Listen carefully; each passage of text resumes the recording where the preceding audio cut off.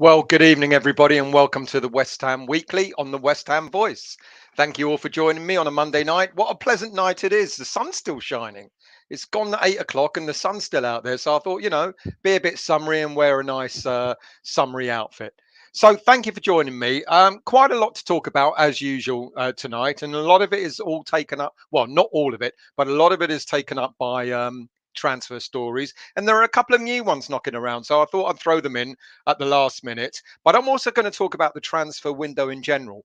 And I may, if anyone is interested, I may give you an opportunity to come on at the later on in the show to discuss transfer windows and what it means to you and how it winds a lot of us up, and other people just sort of say, oh well, it is what it is, etc.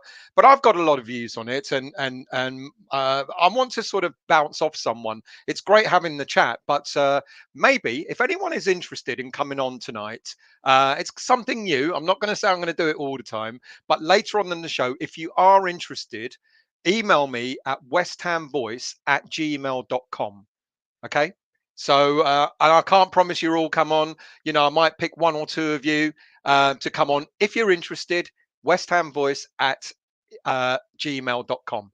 All you need is just a lighting system, a microphone unit, a video. No, if you're in front of your computers, it'll be easier if you do want to come on. You can on the phone, on your mobiles, but it's a little bit more tricky. So I'm going to talk about transfers and what they mean to us later on, and why we get so agitated, why we get so wound up when the transfer window opens, right up until the time it closes, and even then, a lot of us still stay wound up after that as well. But what's coming up tonight? Well, I'm going to talk in general, a little bit of general information about the team and their pre-season and various other things like that. There's got quite a bit about player updates. The situation with Souček and various other players, and of course transfers as well. And like I said, there's a couple of interesting latest ones that I'm going to sort of run through. But before I do all that, let's go into the chat and see who's there. 4 hours and 58 minutes. Is that till the end of the day before anyone else is signed? Usually we're given a Monday signing. Nothing's happened today. It doesn't look like we're going to have a happy week because there's been no third signing so far. Good evening, Andrew. How are you? Might be tomorrow or next week. Let's hope it's sometime. But that's what I'm going to talk about later on. Foxes, how are you again? Masuaki to Steluaku FC. Fire country. I wouldn't sign him. Good evening, Neil. How are you, mate? Good evening, Trev. When fiction turns to fact, Lingard signs that bloody contract. Broja deal doesn't get hijacked. Ram signs as a new left back, and Coventry gets backed. But from reality, I'm mostly detached. This is why I kind of said from fiction to fact, because we hear stuff. Oh, I don't want to talk about it now. Well, let's talk about it a little bit. We hear something, don't we? And we get all excited. And then we hear literally the next minute, no, not true. So that's why I talk about it being fiction to fact. Maybe I'm being a little bit sort of harsh on some of the stories that are out there, but it kind of feels that way. Anyway, good evening, disabled team. How are you? I hope you're well. Seems like you might be nicking one of our players, eh? Disabled team again. We're good, thank you. Everyone's saying hello to everyone. Good evening, Mandy. You're early tonight. You usually come on about 3 hours into the show. Hope you're well. What else we got? Crowd trouble at the West Ham boys. Had to fight them off. Disabled team. I saw a comment from a West Ham fan saying that the West Ham had the cheek to bid 20 million on a 50 million pound player from a French side. It must have been a joke, surely. Well, I'm going to talk about that player, and that's Amadou Onanu. And he's not worth 50 million, although he is worth something. Let's see. Good evening to you, Black Country. I hope you're well. Good evening, Richard. A bid for Ronaldo. Good evening, Darren. I hope you're well too, mate. Am I going to be late? No, I did say I was going to be late. Good evening, Peter. Have a banana. We're after a banana. No, Darren, I'm not. Good evening, Andy. How are you? Hope everyone is doing okay. Transfers have slowed down. It'll be down to a last-minute scramble again. We've still got a lot of time. But yeah. Peter putting on his Grecian 2000 again. Mate, leave off. That's natural. That is all natural, even at my age. Howard, good evening to you. Stella's just setting Zuma in. He is cat sitting tonight. Good evening, Daniela. How are you? Nice of you to join. Good evening, Aaron. How are you? I was panicking running late, then I remembered it's still got plenty of time. Shaved and showered. The famous three S's, mate. Hey, the SSS. Shit, shave and shower and still guess what? Yeah, the chat has jumped and they still haven't given me an answer as to why. Peter, good evening to you. Daniel, I think we can't keep up with all these new players. It's madness, isn't it? And that's why I'm going to sort of dedicate a little bit of time to transfer, the transfer window madness. Good evening, Sean. A message time at 12, half hour. 12:11. I'm not that far behind, only 6 or 7 minutes. Mandy, because we can make a profit on them, Peter, by selling to lower leagues. Who can we make a profit? Why is Moyes signing youngsters when he won't ever play them? Good point. I'm going to do another show about Moyes and youngsters. So watch out for that. I've got a script written. I'm quite excited by it, but you're gonna have to wait. I can't fit it in tonight. Mandy, because we can make a oh yeah, you said that. I don't know. Good evening to you. I'm guessing it's Nick in the background. How are you, mate? Good evening, Jim. How are you? Thanks for joining. Not bad timing for a change. Not bad at all. John, how are you? Who starts a show at 8:11? I didn't. I started at 8:10. 8:10. Don't wind people up. Gaza, good evening to you. Good evening, Don B. How are you? Nice of you to join as well. I hope you're well. Who else have we got in the chat tonight? Everyone's saying hello. Everyone, Mr. Tiley. I know we need a striker, mate. Don't tell me. I know. Good evening, Martin. How are you? I hope you're well. Thank you for joining as well. Darren, I will come on if chosen next time you do it still. I'm currently laying on my bed naked. It's hot as fuck here in Malta. Thank you, Darren. I won't be I won't be inviting you on tonight. Good evening, Trudge. We're saving all our real bids until the 24 seconds before the window shuts. I fucking hope not. Good evening, Sharky. How are you, mate? Transfer humors are just that with us, it seems. Well, good evening, Brian. How are you, mate? Thank you for joining. Steve, Moyes has done well last 2 seasons, but we simply cannot go on with Antonio up top. From September to May, he's only got 6 goals. If no striker doesn't come in, Moyes has to be questioned. I agree with you. And like you sent me a message the other day, private message.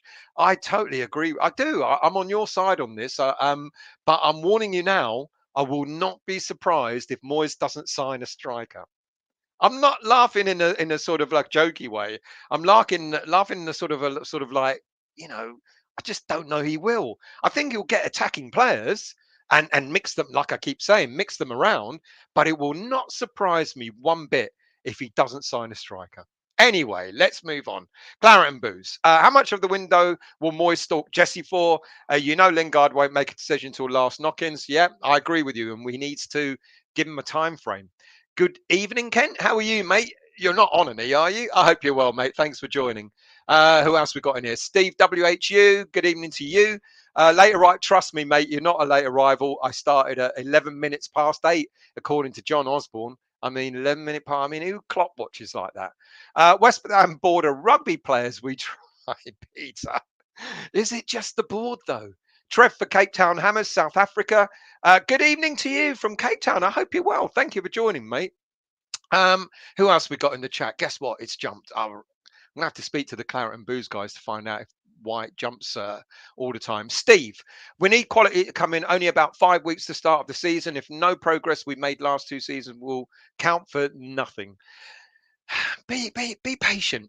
I'm trying to be patient. Good evening, Mark. How are you? Thank you for joining. Good evening to Rockless Rocky. Rocky's Roddy. My mistake. I hope you're well. Thank you for joining, mate. Sean to Claret and Booze. If he has done already, Moyes should set a deadline.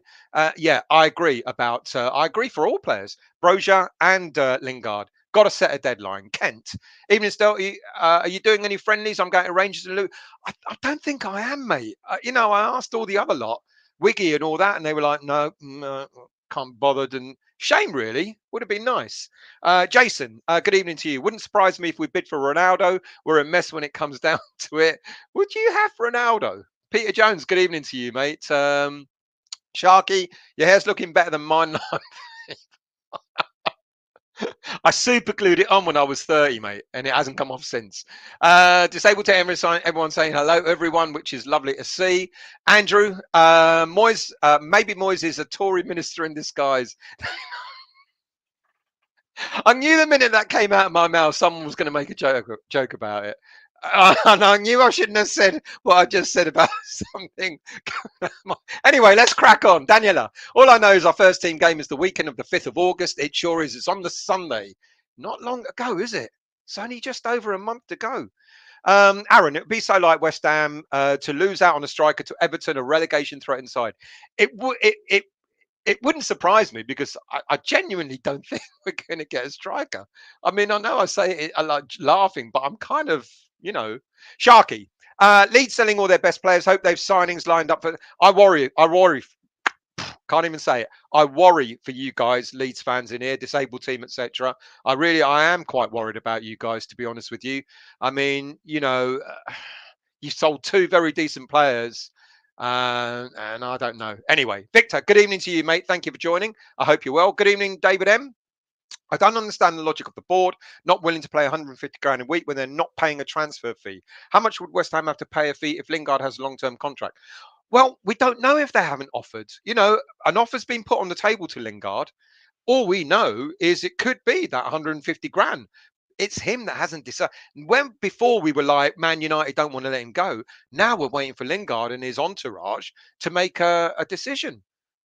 Maybe we have offered 150 grand a week. Schmiegel, good evening to you, mate. I hope you're well. Thank you for joining. I just missed that one, Steve. If you have a striker show, I'm the guest. Who else we got? Kent. Feeder, mate. I know. Feeder. He's gone.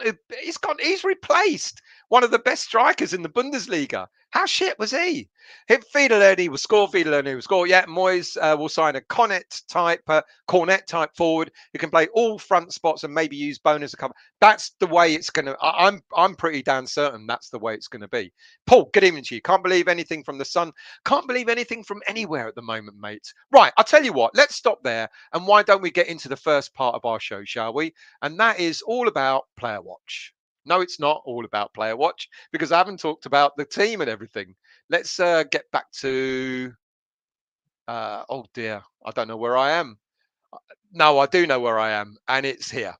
Right. So pre-season, as we know, started in Scotland, and they spent a week there in Scotland at the old St Andrews area, like they did last season. There were a number of youngsters that joined the senior team. Players like Harrison Ashby, Pierre Ekwa, Connor Coventry, a whole plethora of youngsters, and it's great because Moyes. Now, we were excited when this happened last season, weren't we? In pre-season, we're like, wow, he's got all the youngsters together. They're training with the senior team. It's going to be really good. We're going to see a mixture of youngsters getting game time in the senior team. Well, how wrong were we, eh? And what a shame. But I just really hope, that some of these players really do have an opportunity to shine. Harrison Ashby, for example, is a player that is talked about as being covered. Now that we lost Ryan Fredericks, he's a player that's talked about perhaps coming into the senior squad. So I hope it really happens. But after the week in St Andrews, on Sunday, the team flew off to Evian.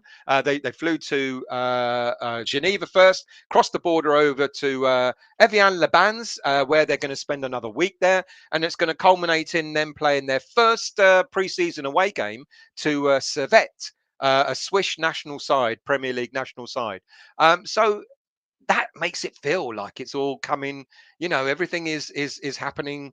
It feels like the season's only ended about a few days ago, but it's great to see that the players are all sort of, they look happy in it, etc. The players that were on international duty are coming back this week to Rush Green, and then obviously, after their fitness tests and all that sort of stuff, they'll go out and join the senior team as well, which is great. So over the next week or so, we're going to see the likes of Declan coming back and Socek and all other players, etc. So that's great to see. Now, what else? There was a story that kind of tickled me about season tickets, and as you know, since we moved to the London Stadium, there's all this stuff about there's a 55,000 season ticket waiting list, etc., etc., and you've got to pay. What was it? I think people were paying a tenner or something like that to actually be part of the season ticket renewal waiting list. Guess what? There's no season ticket renewal waiting list. Apparently it's gone. Now, look, let's try and work this out. 55,000. If they've actually gotten rid of the whole waiting list, that means they must have, roughly speaking, on average, had 9,000 new applicants every season to more or less get rid of, actually more, 10,000 new applicants to get rid of for the 55,000 waiting list. That ain't happened, has it? So what's going on? All right, we've increased capacity a little bit and stuff like that, but that's certainly going to make up, not going to make up for the 55,000 shortfall. I thought it was just funny. I read the story and I thought, no waiting list. That's odd. It was a nice little learner for West Ham United, wasn't it? Pay a tenner, get on your waiting list, and never see the light of day of it. What else have we got? Well, betting. Last week, the government we're talking about betting. If you remember a couple of months back, I was talking about betting companies and maybe they're going to start being banned from sponsoring Premier League clubs, etc. Well, it seems that the government have backtracked, and Betway and other betting companies are going to be safe. And now this deal for West Ham United is worth about £10 million a year in sponsorship. So I guess it's good for the betting company. Is it so good for those who become addicted to betting, etc.? I guess it would have been nice. I remember years ago when cigarettes used to sponsor Formula One and stuff like that. You used to have JPS on the back of the black racing car with black gold lettering and all that sort of stuff. And they banned that. And I thought betting would actually go the same way. And I was actually really surprised that that hasn't materialised. I think the government have backtracked on that. I don't know. I've got my feeling on it is like, if things harm you, all right, I know it's each their own. If people want to go and bet, they go and bet, etc. But betting does get promoted a lot, and I would have thought that the government would have taken a stance in maybe stopping a lot of the betting advertising going on. But then there's a lot of money to be made out of betting and the tax that the government get. So I guess for the government, they could lose a lot of income. Do they care if you become a betting a gambler, addict, etc.? I guess not. Right, one last update story, general news. Is this the new shirt? I mean, if this is the new away shirt, I'm a bit disappointed, to be really honest with you. Now, I won't lie, I didn't like the home shirt, but it's kind of growing on me. I still don't like it. I still don't think it's one of the best, but it kind of like, it's making me think, oh, well, all right then. I mean, when we think about the black and gold shirt we had a few years ago, that was smart, wasn't it? Look at this. I mean, as some people have suggested, I think Kent on his Facebook group suggested, it looks more like a training kit. And that's a little bit disappointing, to be quite honest with you. I don't. It's bland. It's bland. What's all that stuff on the bloody sleeve? Why not have stripes like that? Why not have stripes like that? Then what is that? I mean, I think they got a bunch of 6-year-olds to come in and create our kits this season. It's just, it's a shame. But anyway, let's move on. Does it matter what shirt you wear? I don't know. Maybe it does. Maybe it doesn't. Okay, let's take some comments and then we'll go into the next part of the show. So what we got here? Sorry, the cats are fighting. I went on the waiting list on the 15th of April from Andrew and was notified last week to apply on the 1st of July. I got my season ticket after wanting one for 36 years. Either no money or living abroad. Where not many left. Good. I'm so pleased for you. I'm really, really glad. I'm really glad you managed to get a shirt. I think that's fantastic news. Well done, mate. Sean, 150k is surely creative accounting when the cost of the signing on fee spread. Oh, yeah, we're talking about what's his name? Yeah, 150k would include. Apparently, I was told that the signing on fee is spread over a number of years as the length of the contract. And from what I understand, Lingard. See, I'm jumping ahead. From what I understand, Lingard wants £2 million signing on fee for every year that he plays for the club. So they spread that out over the season. So it's his fee, it's his salary plus a signing on fee spread over 12 months, apparently. Darren, Servette sounds like my type of napkin. Howard, Hammerette playing tennis, Darren. What? Is she not on tonight? Not good. Gary, we couldn't sign on the Doves. Still a shambles. Still shambles signing quality players. Close, very close, so close, blah, blah, blah. Let's get on to that later, shall we? Black Country. The way it looks, the way it's looking weaker and weaker for this season. No striker, 2 in the mid, no new left back. It's a shambles. We've still got time. We've still got time. I'm fingers crossed. Good evening, Tony Hammer. I hope you're well, mate. Thanks for joining. Claret and Blue, Booze, that shirt's grown. That shirt growing is on me. Hated it for a few weeks. You mean the home shirt or this one? Peter, cigarette companies used to sponsor snooker. It was like watching stars in their eyes with all the smoke. Yeah, they used to sponsor snooker as well. Good evening, Ballon. I hate all these celebrities endorsing gambling. Has Harry not got enough money? Probably not. It's expensive living down where he is. Oh my God, what's that? That's the new kit, or apparently it is. That's the new kit. Andrew, I went on the waiting list. Oh yeah, sorry, we've done that one. Sleeves look like licorice, all sorts. Daniela, bans like betting bans don't work. Kids are still starting up smoking every year. Yeah, but I don't know. I don't know how bad smoking is. I gave up when I was a kid. Darren, betting is a huge problem. I used to work for a betting company. It's a problem for so many people. There you go. It is a problem. And I kind of thought maybe the government would have taken a stand on that. But anyway, good evening, Anthony. Don't wear the West Ham shirt while painting with the roller, or it'll look like this. Dom, absolutely. The black and gold was lovely. Absolutely, it was. This one is a little bit. Pat, I've got something for you later on, a little snippet for you later on, just specifically for you. The sleeve design, you're going to have to wait though. The sleeve design matches the seats, apparently. Does it? What, on the tube? Not on the stadium, surely not. Good evening, Dennis Baxter. Have you heard we're in for the Dutchman? Never gonna sign. We are in for a couple of Dutch players, apparently, but there you go. Good evening, James. I just saw your comment.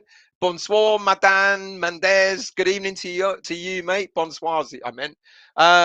Black Country, Claret and Booze, all over. All okay over there. Good show last night. Yeah, it was a good show. I listened to that. It was and if you haven't signed up to Claret and Booze's YouTube channel, do so. Yuha, I like the sleeves. Looks like candy. You must be the only one that does. Billy Bob, good evening to you. Licorice All Sorts, our next sponsor. That may be why we got it. Good evening to you, Devon. How are you, mate? I hope you're well. Thank you for joining, mate. Much appreciated. Who else we got? I'll tell you what, let's stop there and go into the next part of the show, shall we? So I can have a bit of a breather as well.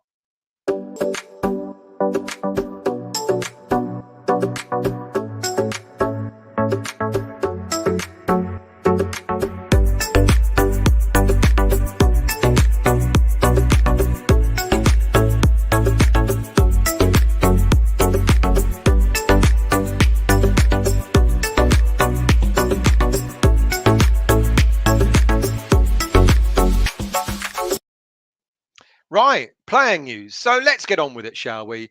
Thomas Souček, is he staying? Is he going? Speculation now that Everton could be looking at signing Thomas Souček. Everton. They've just sold Richarlison to Spurs, and they're looking at replacements.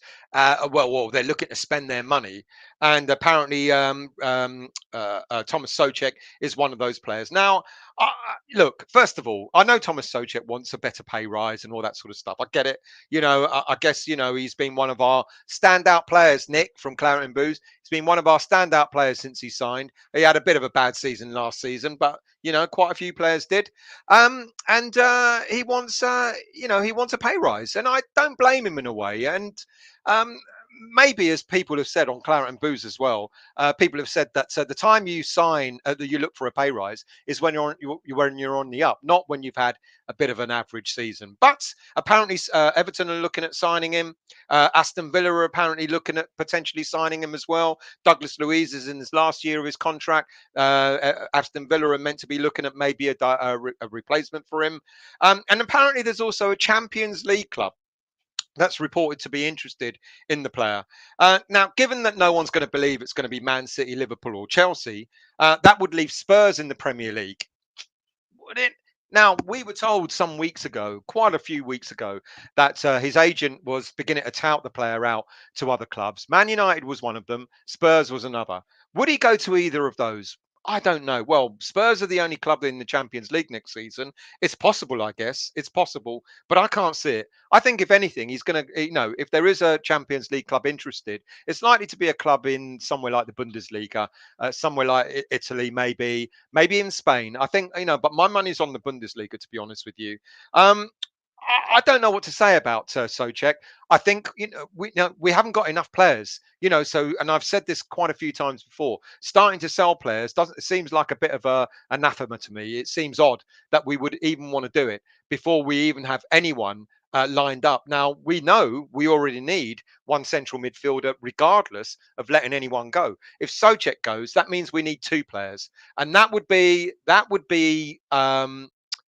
a bit difficult for us. If we can't even get one across the line, how the hell are we going to get two? So personally, I don't think Soucek would go. I think there will be a deal. I think West Ham United will come to some agreement with him and keep him at the club next season. Having said that, at 27 years of age, if we do sell him for, I've got a value there of 40 mil, 35. Someone's even said up to as low as 20. I don't believe for a minute he'll go for 20 million pounds, but 25 million, not even that. I think if someone came in for 30 million or more, it's quite possible that David Moyes might want to use that money in order to strengthen the midfield, get other players in. But I don't know. My gut is telling me that he's more likely to stay, agree some new deal, and stay for another couple of seasons. Alex Kroll. Now, Alex Kroll. Now I found this out when I did the show on last week, end of last week, that not only is he now left the club, that his contract's ended, his loan contract's ended, but he's also severed ties with Spartak Prague, Spartak Moscow, on his own accord. As you know, Russian teams, they're all banned from, buying and selling players, etc., etc. And players who are signed to those clubs, to Russian clubs, have a right at the moment under a special UEFA ruling that if they don't want to go back if they don't want to stay with their clubs, they can sever ties with them. All for a credit to this man. He's had a really, really bad season at West Ham United. He's not played 6 appearances, and those were a few minutes here and a few minutes there. We never really got to know what Alex Kroll was all about, did we? We really didn't actually get to know, just how good he might have been in the Premier League. Okay, we saw snapshot, we saw Kidderminster, where he was all over the place, etc., etc. But when you come into a team and you're sort of thrown in the deep end, and all of a sudden you've got to adjust, especially playing. At a place like that, it's alien to you, isn't it? And I felt sorry for him. I remember when we were talking about Alex Kroll pre-season last season, and talking about there was rumor that we might get another Czech Republic player in, and we were actually quite excited by it. Sufal, Soucek, Kroll, and we were really like we were sort of really backing it. And then what happened to me?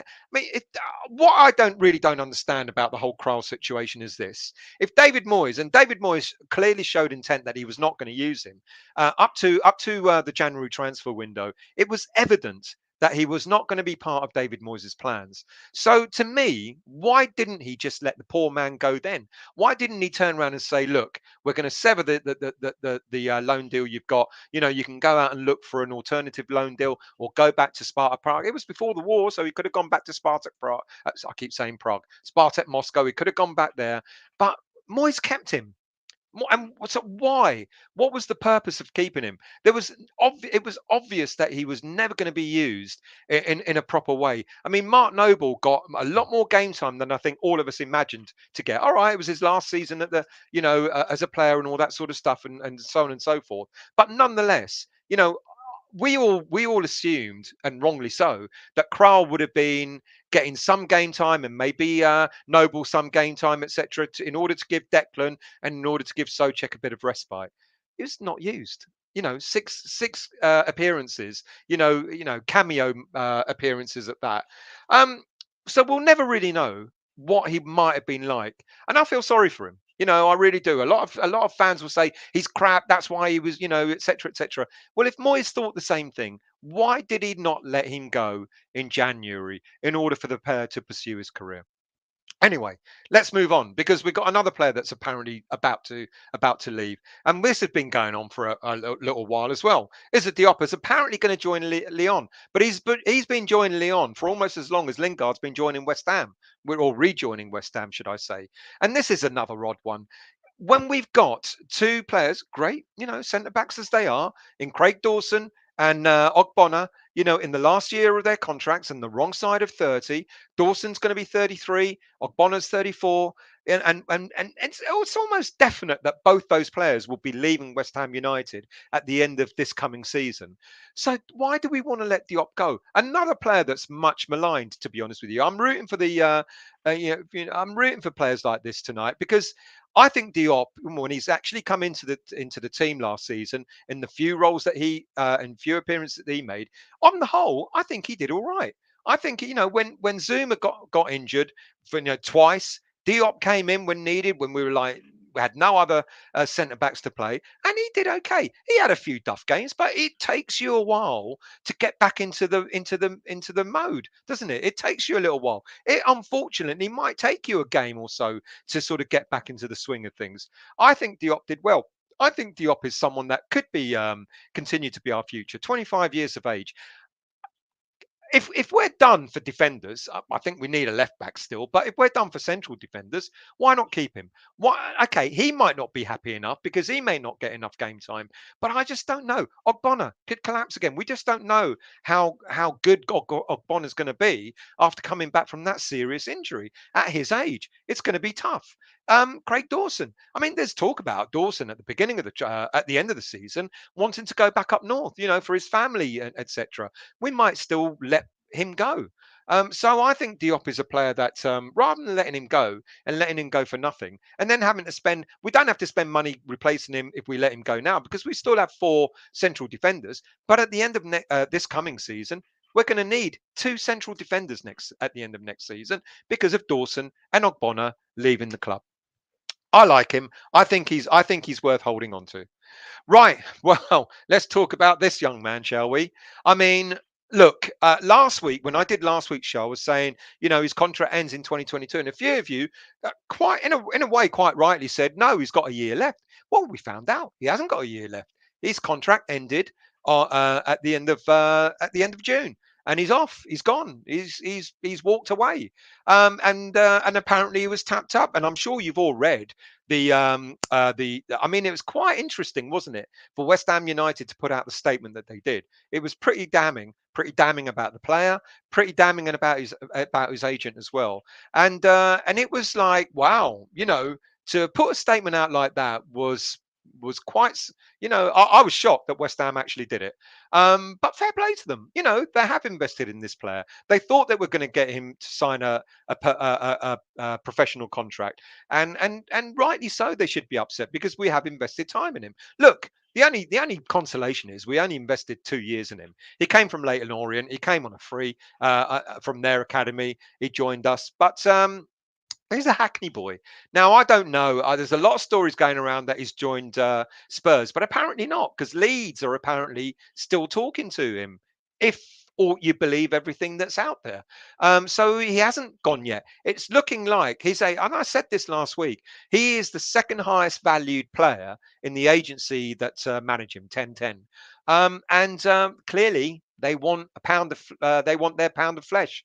They want to get good money, sort of transfer money, or their percentage, should I say, by Sonny Perkins moving on. Look, I was messaging John from Claret and Booze earlier on, and because I asked the question because I was a bit confused about this whole thing of scholarship and professional contract, and I said, surely when you sign a professional contract, your scholarship ends. But he confirmed that no, you still got to finish your scholarship, etc. So I get it. The contract ended, or he had a 2-year contract that ended, but he asked for his scholarship to be terminated.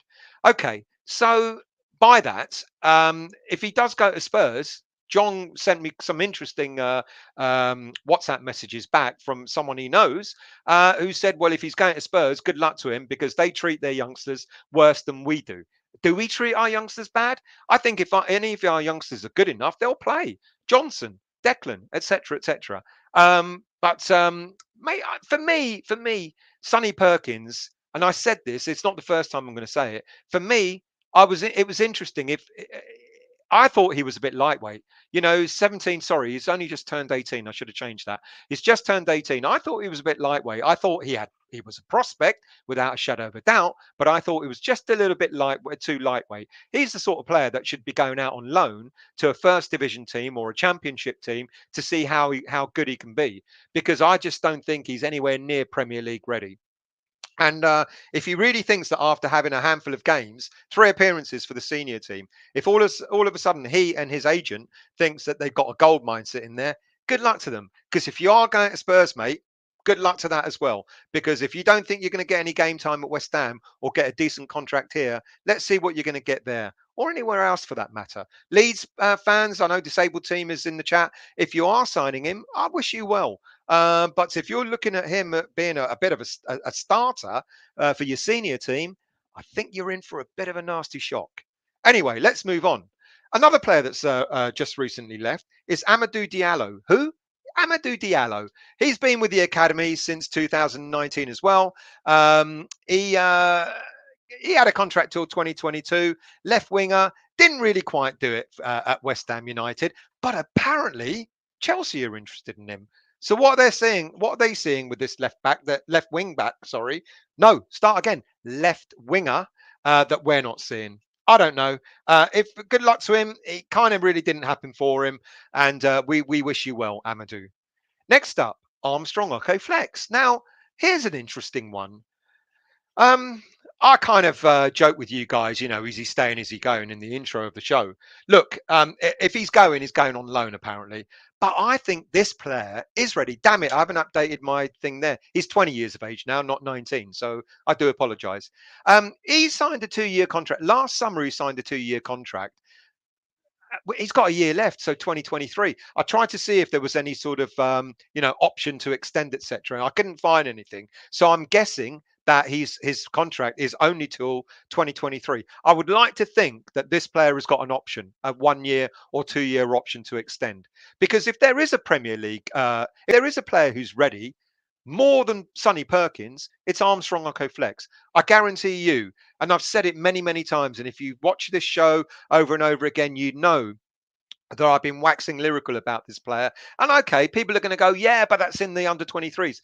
He always looked a cut above the rest. Always. He always looked like he was sort of like senior team ready. I don't want to say Premier League ready, senior team ready.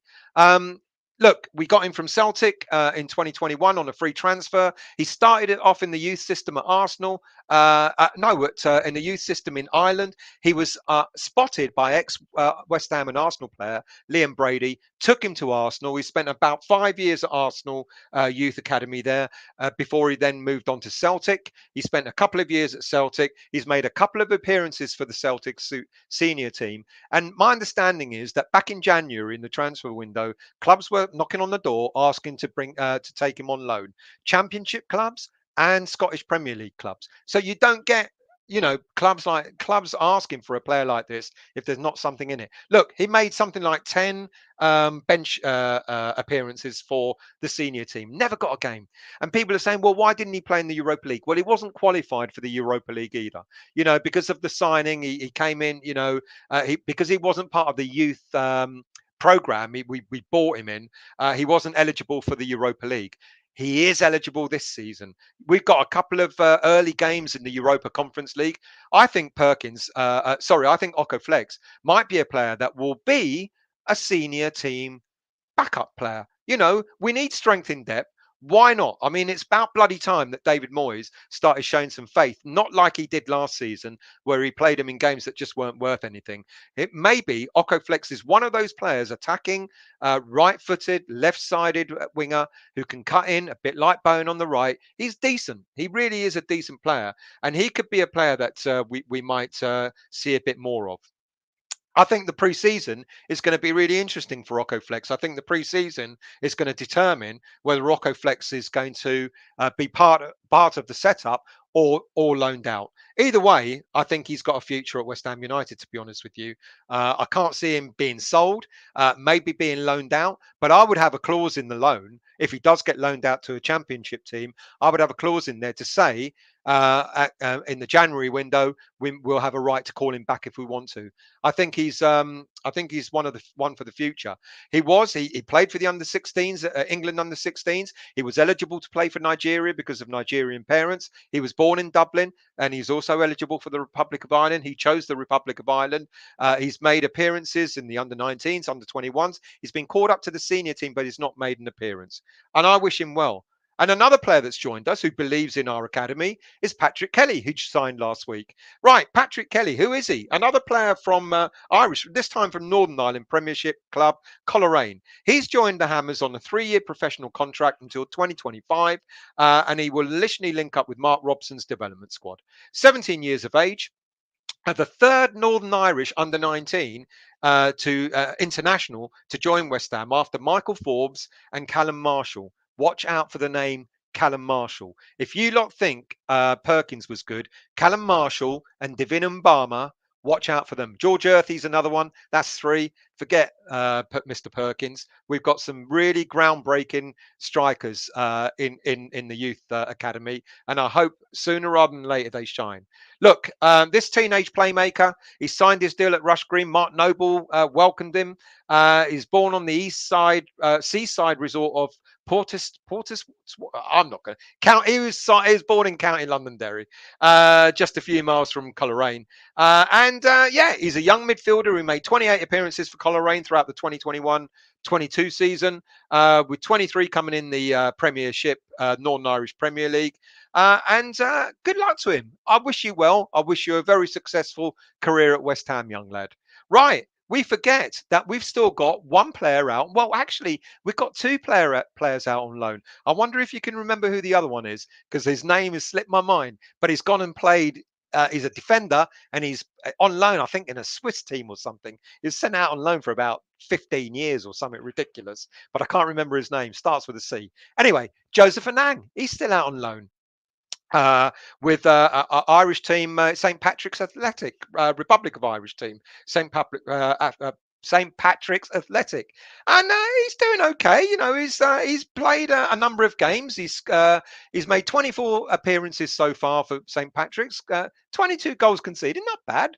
Just under 1 per game, but 10 clean sheets. He's getting some really good experience, some really good game time, and it's fantastic. They played a couple of games over the last week or so where they lost. They currently sit 4th in their league, and I wish him well. Now, this young man, I was genuinely thought that this young lad was done and dusted after his loan spell at Nancy in the French second division. But Nathan Trott has signed a 2-year contract extension with an option of a further 2 years.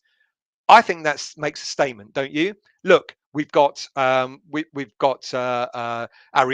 who's signed now long term. He'll be our long term keeper, our long term first choice keeper. We've got Darren Randolph, who I think 1 or 2 teams have been potentially looking at signing him, and if so, Nathan Trott could be our 3rd keeper after Fabianski. Look, he had a torrid time. He really did have a torrid time. I don't have the stats, but they were pretty poor for how many goals he conceded at Nancy. But it was pretty bad. It was pretty bad. But the fact that West Ham United have signed him to potentially become our 3rd choice keeper, if not now, but also for the future, I think bodes really, really well. This is what loans are all about. You go out, you get experience, good or bad, or indifferent. You get experience, you come back, and then you just hope that you get your, you stay with the club that you signed for. For those of you who don't know, he was introduced to us by a legend, Clyde Best, both from Bermuda. He was seen by Clyde Best. Interestingly, he started his career as an outfield player. And then he went in goal. He only became a keeper in 2015. He was identified by Clyde Best, who recommended him to the club, and West Ham signed him in 2016. He's made a couple of appearances. A couple of loan spells. Short loan spell for Wimbledon, and then, as I've just said, last season for Nancy. And I really wish him well. I think it shows that if you work hard and persevere, there might be some benefit from it. And Nathan Trott, interestingly, Nathan Trott has been looked at by a number of other teams in the past as well. There was a number of Premier League teams that were sniffing around him, looking to see if maybe they can snatch him away. He's committed to West Ham, and I'm really pleased. Right, let's go into the chat because I'm doing all the talking. So let's see, John. Make sure you thank you, John. Much appreciated. By the way, I'm shit at doing this, so I'll do it now. Thank you for the prompt. If you're new to the channel, if you like what you've heard and what you've seen so far, then please subscribe to the channel there along the bottom, West Ham Voice. And if you and then hit the bell notification to let you know when I'm next on, and hit that like button as well. Much appreciated. Howard, we'll be signed.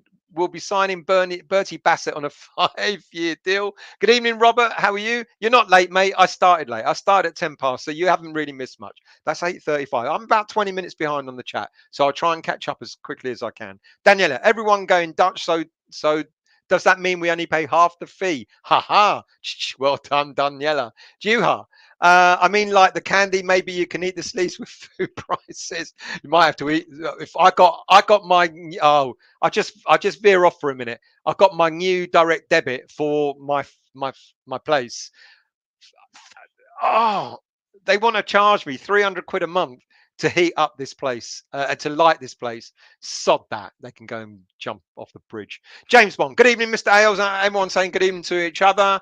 What did I say? What did I do? What? PGADS. Happy 4th of July from... Oh, yes, of course. To all our American friends, happy the 4th of July. Nobody's leaving. Maybe a couple more coming in. Nothing drastic or exciting. Mandy. When players sign a contract, why do we need to pay them more? Well, look, Souček came in on a cheap contract. I don't know what he earns. I think he came in on 30 grand a week or something like that, and plus bonuses and like 35 grand, 40 grand, or whatever. I think now Souček is looking for some kind of parity and fair play. He was Hammer of the Year. But that's when he should have asked for an increase. So I think there are other sort of midfielders who are maybe on 50, 60, 70 grand a week, 80 grand a week, whatever. Some players who have left. Yarmolenko, 115 grand a week and so on. And so Souček is saying, look, I don't believe he wants 100 grand, but I think it's closer to 90. Look, if he was on 40, 50, he wants 90. Let's meet him in the middle, 60, 65 plus bonuses. I think that's fair. Aaron, your mate Anton in West America, someone from the club told him it's Hillocks, he ain't going nowhere. Who ain't going nowhere? He doesn't know anything, and neither do I. I don't know who you mean, mate. So I'm guessing it's Souček that you're talking about. When playing side, done that one. Gaza, Premier League player, has been arrested on suspicion of rape. Might that be the player that's just gone to Spurs? Daniela, Souček had a pay rise last summer. Oh, there you go. I didn't know that. There you go. Paul, play Souček in his best position. He will come good again. Did you hear that, Nick? Play Souček in his best position. He'll come good. Can't lose him and then Rice next season. We're bare bones in centre midfield. I agree with you. Oops, it's jumped. So let's see how far it's jumped. Let's scroll down. Black Country, you'll be back in 5 minutes. You missed nothing. That's a bit more information than we really wanted to know. Martin, don't forget to thank you very much. I'm much appreciated. Thank you. Bill Clark. Souček realised how much others were earning sitting on the bench. You know what, Bill? That is, I'm sorry to say, but that is true. Even if Daniela, as she said, he got a pay rise, he's probably still earning less than a lot of other players around him. I think it's fair play. Sometimes players do want parity. If I was doing the same job as someone else at my organisation and they were getting paid more money, if I was doing it as well as them or even better, I'd want parity. I'd want better. I want better play. Absolutely. Would hate to lose Souček, Pie and Mash. Good evening to you, mate. I hope you're well. I would as well. I really do. I think we can't afford to. We can't afford to lose him. Jason, why the hell would we sell him in the first place? We haven't signed anyone. It's typical West Ham. It is. And I'm going to talk. Let's not forget, people. I haven't actually had anyone email me to ask to come on. You must all be shitting yourselves. So for those of you who joined late, I'm going to talk about transfer windows and why they drive us absolutely potty and why they drive us absolutely round the bend, and what's true, what's not, what's fact, what's fiction, what starts off as fiction and becomes fact because we want to believe it. And if you want to join me, email me at westhamvoice@gmail.com and I might bring you on. I might not. I might do. You never know. You never know. Pie and Mash. How did we have a bad season last year? How did he have a bad season last year? Can't agree with that. He didn't have as good a season as the season before. Yeah, In that respect, I would agree with that. Ballon, Paul X has said, if the price is right, Sojic can leave, but not looking to sell him. What price is right? £40 million? Look, with the greatest of respect, if a player is worth about 40 million, if a player like Souček is worth about 40 million, then yes, you would be tempted to sell him, because then you'll be able to get, one or two players in, or maybe two players in, depending on who you sign, to replace him. And David Moyes, the mantra of, having players that start young, you start off young or youngish with you, and then they increase in value, then you can sell them on and then get other players in, the Red Bull approach, that would make sense. Claret and Booze, I hope we sign Masuaku on a 10-year contract. Well, we weren't far off, were we, really? He's still got about 85 years left on his contract with an option for another 10. So there you go. Gaza, yes, Mandy from North London. Who else is from? I'm from, Northwest London. Well, West London. Peter, there is a potato salad shortage in the UK, so he wants some. What else we got here? DC just too annoyed still. I don't get annoyed, not too much anyway.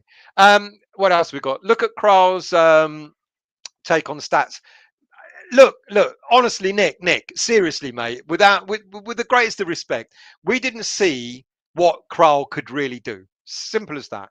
Because his stats before he joined us weren't bad. And you could argue he played in the Czech Republic League and he played in the Russian League, a Farmers League, as you like calling them. And yeah, fair enough, his stats would have been better. But he never really got a chance, did he? To be honest with you. But I think Moyes made up his mind. That's why I said earlier, Moyes made up his mind early. He wasn't going to play him. He wasn't going to use him. There was clearly a clause in the contract which would have said, if he's played X number of games, you've got an obligation to buy. Moyes didn't want to go over that. So then why not just let him go? Why not just let him go in January? Sean, Kral going through the protocols and on his way back. Who knows? Who knows? Pie Mash, you don't have to shout. Getting a striker in at West Ham is as hard as getting a degree. We're not getting a striker, so good luck with your degree. Amaret, there you are. Good evening to you. I got your message, but I didn't have a chance to read it. Trev, convert Masuaku into a striker. Pass that crack pipe. Darren, Kral's take on success is 100% because he only ever took on one player. There you go. There you go. Brilliant. I would have kept him. Just to piss Nick off. Picaz, Kral didn't play because Rice and Souček stayed healthy all season. But did they? I dispute that. I think there were moments, certainly for Souček, where he could have well done with a rest here and there. Ended up playing in, and when Souček or Declan were given a rest, Mark Noble was brought in to play league game, to play cup games and stuff like that. Kral just. I dispute that, mate, because when Souček or Rice got suspended for a game or two or whatever, Souček missed one or two games, breasted or whatever it may have been. You would have thought give Kral a game time, and Moyes didn't. He used Noble, so he clearly thought that Noble was a better player than Kral. And as I repeat, then why not let him go in January and put him out of his misery? Happy Amaret. Diop deserves to play every week, in my opinion. Good luck to him. I hope we keep him. I hope we keep him. Good evening to you, Jordan. Your YouTube channel is growing fast. Thank you very much. You're just too good for you. Well, what do I do? Sky Sports won't sign me up unless you lot tell them to. Thanks so much for creating these videos and making that much appreciated. And thank you for your support, mate. Gaza, Souček's performance is dropped because Moyes run him into the ground. I agree. Nick doesn't, but I definitely do agree with that. Hamret, I've been out for dinner with my daughter, expected to be. I hope you had a lovely time as well. Peter, Diop should have gone. Another one. We could have used Diop. People talk about Diop being that kind of player that would probably flourish in the central holding midfield role. But Moyes didn't. Maybe the reason why we're not, oh God, I daren't even say this now because you lot will just switch off. Maybe the reason why we're not signing a central midfielder is because Moyes is going to use Diop there. There saves you 30, 40 million pounds. Here goes Nick. Diop has been a fringe player far too long. Oh, we're in agreement. God, hang on a minute. I need a wipe my brow. Diop has been a fringe player far too long, deserves first team football, never gets a run. For that reason, unselfishly, I think he should leave. Fucking hell, Nick. You all right, mate? I never thought we'd agree on anything. Jordan, Diop is good to have for the cup games and as a backup, unless we can find a better defender, 15 mil, but he's only a backup anyway. I think he deserves more than the backup, but I'm glad you guys agree because I was worried that people would say no, get rid of Diop. He got slated a lot, didn't he? Andrew, that away shirt is awful. Looks cheated, doesn't it? Peter, bang on. What if a Ged has a mare? Absolutely. We just paid 27, 28 million pounds for a Ged. We have no idea if he's actually going to do the business, do we? Pegans training with Zuma and Noggy will make Diop better. Yeah, true. I think Diop is all right. I actually really do. Pat, we should sell Dawson for 25 million pounds. You know what?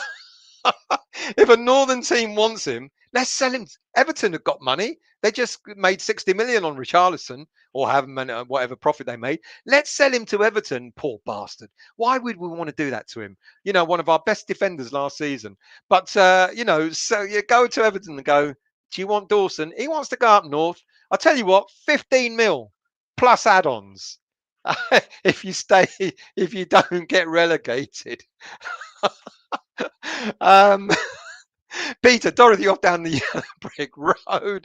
John, Dawson had the best season of his career and people really believed he wanted to move up north. Well, listen, mate, this is what I'm going to talk about later on. Going to talk about I know he's 18. I did say that I forgot to update the slide. Apparently, the rumor is that he wants to move up north for family reasons. Who knows? Who knows? PGADS, Perkins is smashing it in Europa in my FIFA 2022 campaign. Sean, Perkins became lazy for the under 23s after the Zagreb game. Head was turned a while back. He got, harsh. He got tapped up. I actually do believe he did get tapped up. Otherwise, why just walk away from your contract like that? Or why just walk away from the club, I should say. Gaza, we need to start bringing in Alese through.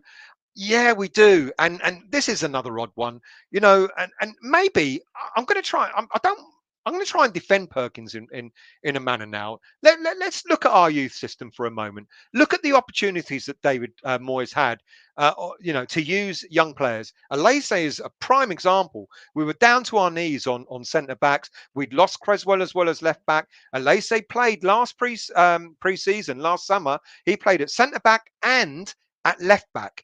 And we were like, oh, wow, we didn't know he could do that. And we all thought maybe this is a backup to Creswell. And Moyes had all the opportunities in the world to play Alese. He didn't use him. We were makeshift and we were doing things, and we're talking about using Declan as a centre back if need be, and so on and so forth. Alese must have been sitting there thinking, I'm 22 years of age. When am I ever going to get any game time? And maybe Perkins, in Perkins' defence, he must have thought the same thing to himself. Came here 2 years ago, looking at the potential of like developing with West Ham, finding that, even though we only have one recognised striker and a makeshift one at that, thinking I might get some game time at West Ham United. And even he got cameo roles. So maybe Perkins and players like Alese must be sitting there going, well, what do we have to do to actually get any real game time at West Ham United? Perhaps, just perhaps, that went through Perkins' mind. Perhaps he thinks that maybe he's going to get game time elsewhere, like at Leeds. I can't see it. If he goes to Spurs, can't see it. I think Villa, can't see it. Everton, maybe. But again, I can't see it. Because like I said, I think he's lightweight. I think he is. I just don't think he's Premier League ready. Leeds, I'd be very worried for Leeds if they really think that Perkins is going to be their new sort of, I don't know, senior striker or whatever. So maybe that's why he left. Villa are looking at him as well. Yeah. Mandy, to be fair, the youth are getting... Where you go? You just said it yourself. Good evening to you, Lee. How are you? We're all well. Keep the faith. We're massive. Hope all is well. We are well. Daniela, if he's a Hackney boy, so probably an Arsenal. Well, it could be Arsenal, could be Spurs, could be West Ham, could be one of those three. But he's gone now, so it doesn't matter. Hammerette, Okoflex is going out on loan, isn't he? Well, no. We don't know. I don't think he will. I actually don't think he will go out on loan. I've got a feeling that Okoflex might be one of those players that might just sort of break through into the first team. Let's see. It all depends on who we sign in the summer transfer window. If we get enough players in for all the various positions that we need, then yes, Okoflex is likely to go out on loan. But if we don't get a left-sided attacking player, if we don't get a striker, etc., then maybe, just maybe, Okoflex could be a player that might break through. The same goes with a left back. It could be that Emmanuel Langelo might be the backup left back. I'm not so sure. Moyes has kind of shown that maybe he doesn't trust our youth enough, but that could be possible. It could be possible that we may not sign certain positions because Okoflex might be one of those players that will break through. Billy Bob. He'll spend a lot of time in the reserves, no matter what team he joins. I guess we're talking about. Are we talking about Perkins or Okoflex? Sorry, I'm behind on the chat and trying to catch up. Let's scroll down a little bit more. Pat Perkins is the sort of player I want Spurs to sign. Lightweight. I think, yeah, he's got a way to go. Andrew, keep the op, gets a lot of grief, but when he came on last season, I thought he was great. I absolutely agree. Underrated player, much better to come. Much better to come. Just need to show some patience. I'm with you. Absolutely agree with you.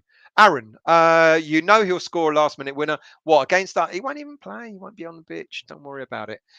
Nick, I think Moyes made quite a statement last season playing fatigued first teamers and two full backs at centre back when he could have given the youth players a go. Pointless, samey 70 minutes. Masuaku, Yarmolenko. Well, he doesn't have Yarmolenko anymore. And Masuaku's on his way. On his way. On his way. The car's waiting for him. Jordan, Okoflex could definitely play a part in our cup games. I agree. And now he's eligible to play in Europe as well. We might see him play in the early stages of the Europa Conference League as well. Trev, I'd love to see Okoflex given a chance to prove himself. Absolutely. And this is what all pre-season is all about. And I'm really glad that a number of academy players are with the senior squad. Hopefully, Moyes opens his eyes and wakes up. I really do.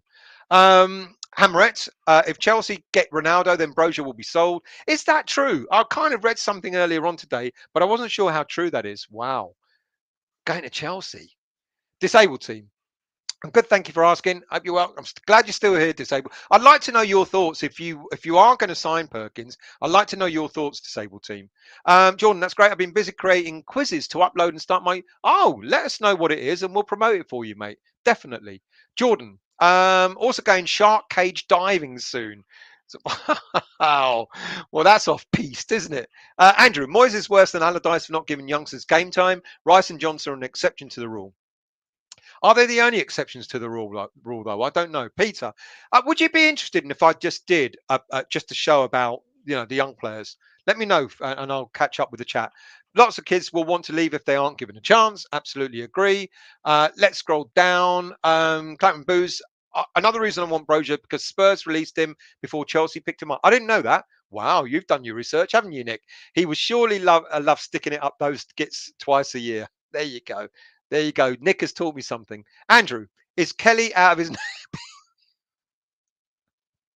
Leave him alone. He's our future. He's our future. Jason, and thanks for always reading thought. Mike, no problem. I'll try and read as many as I can. And Lee, thank you for reminding me again. Hit the like button, hit that subscribe button, etc., etc. That will be much appreciated. Peter, 10 clean sheets at 21. You shouldn't be wetting.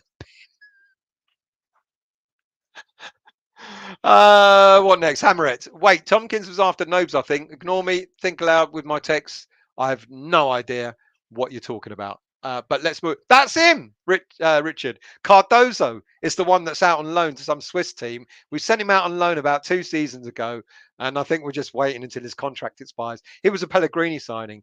And that poor boy, he was bought, never go. I remember when he was signed, and we were told, he's going to walk straight into the first team. He's going to be a centre back straight into the first team. And like the minute he signed, it's like, oh dear, he ain't going to get nowhere near the first team. And he was sent out on loan almost straight away. Hamret, it's got to be Diangana surely. Either way, there haven't been many in the last 20 years. About what? About players that have left and not done anything, or players that I don't think there have been that many players that have left West Ham that have become good. Have there? Jordan, must have been stressful conceding so many goals. Andrew, yeah, what are you talking about? Oh, we're on about Trot, aren't we? See, that's how far behind I am. All these hype youngsters we continually sign, but are rarely ever seen again. You got to wonder what's the point. Well, that's a really good point, to be honest with you. Vinny, good evening to you. Here we go again. Same West Ham window. No striker again. Moyes needs to wake up. Lingard affair needs to stop. I agree with you, Vinny. And I don't know how long you've been on the show for, but I did say it will not surprise me for a minute if we don't sign a striker in this window either. Ballon, former Stoke midfielder Glenn Whelan must be been seen in a London hotel with David Moyes as Scott looks to change West Ham style to a more purist ball system. Good evening, Trini. How are you? Souček is around. I thought it was a bit more than that, to be honest with you. I thought he was about 60-ish, but I make you right. Darren, Souček is 27 years old. He wants to sign an improved contract for 4 years. It's his last big contract. He deserves it. Agreed. Sean, third kit looks like the Dildo Brothers have found a job lot of crimpling clothing for their 70s bongo flicks and just stitched a bit of arm on them. Amaret, Lingard is like the toxic ex that you keep going back to for Moyes. I still hope he will be a hammer and can clear up all the bullshit that's surrounding him for the past year. Trendy, the player arrested is 29 according to the news. Bissouma is 25. Oh, okay. Okay, well, if you guys know any more about that, then let me know. Andrew, Souček was played in almost every game last season. The bloke was knackered. I'm glad. Good. Oh, rumours, it's party. God, what is it with these fucking footballers? Their fucking egos take over, don't they? Honestly. Not saying he's guilty, but for fuck's sake. Jordan, 29 from North London, really want to know who it is now. Party, apparently. Mark, the only rumours out of the hundreds I think could be true are Lingard, Brozier, and Danjuma. I can guarantee you now, because I've been told, it's definitely not Danjuma. Apparently, there is absolutely zero interest from David Moyes on Danjuma, so you can count him out. Lingard and Brozier, yes, possibly. Graham, good evening to you, mate. I hope you're well. Hi from Alberta. If these rumours carry on, I'm going to lock myself in a padded room. I think we'll be joining you, mate, without a shadow of a doubt. I'll tell you what. Why don't we stop there and move on to? Well, it's the final. Well, no, I've got a few more. Pat, are you still here? Because not this one, but the next one's for you. Right. So, whilst the men's senior team continued to take shape, so are the women's team. In the women's team over the past few days, West Ham have brought in a new coach, Danielle Bowman. Danielle Bowman recently retired from professional football, calling time on a 15-year career where she played for Arsenal, Chelsea, Notts County, and she captained Brighton and Hove Albion, where she made 46 appearances over 5 seasons. 33 years of age, also earned 9 caps for England, and was part of the Hope Powers squad at the Women's 2009. If I got that right, 2009, or was that 2019? I think it's 2019. Women's Euro squad. It must have been 2019. I mistyped that. Anyway, now she makes the transition into coaching, and the first appointment to Paul Konchesky's backroom team ahead of the season coming up. She said, "It's an exciting opportunity. I've been doing a little bit of coaching over the last couple of years. A new challenge for me. Really looking forward to getting started. I like the vision of the club and where it wants to be in the future. It's the right move for me." And she's been welcome. Wish you well. Pat Marm, this is for you. Adriana, I saw your comments. Oh, woe is me and all that sort of stuff, Pat. Adriana Leone has left West Ham United, end of her contract. She's signed for Man United. So we wish her well, don't we? Nah, we don't. Good luck to you, Adriana. Right, let's go into the last part of the show, shall we?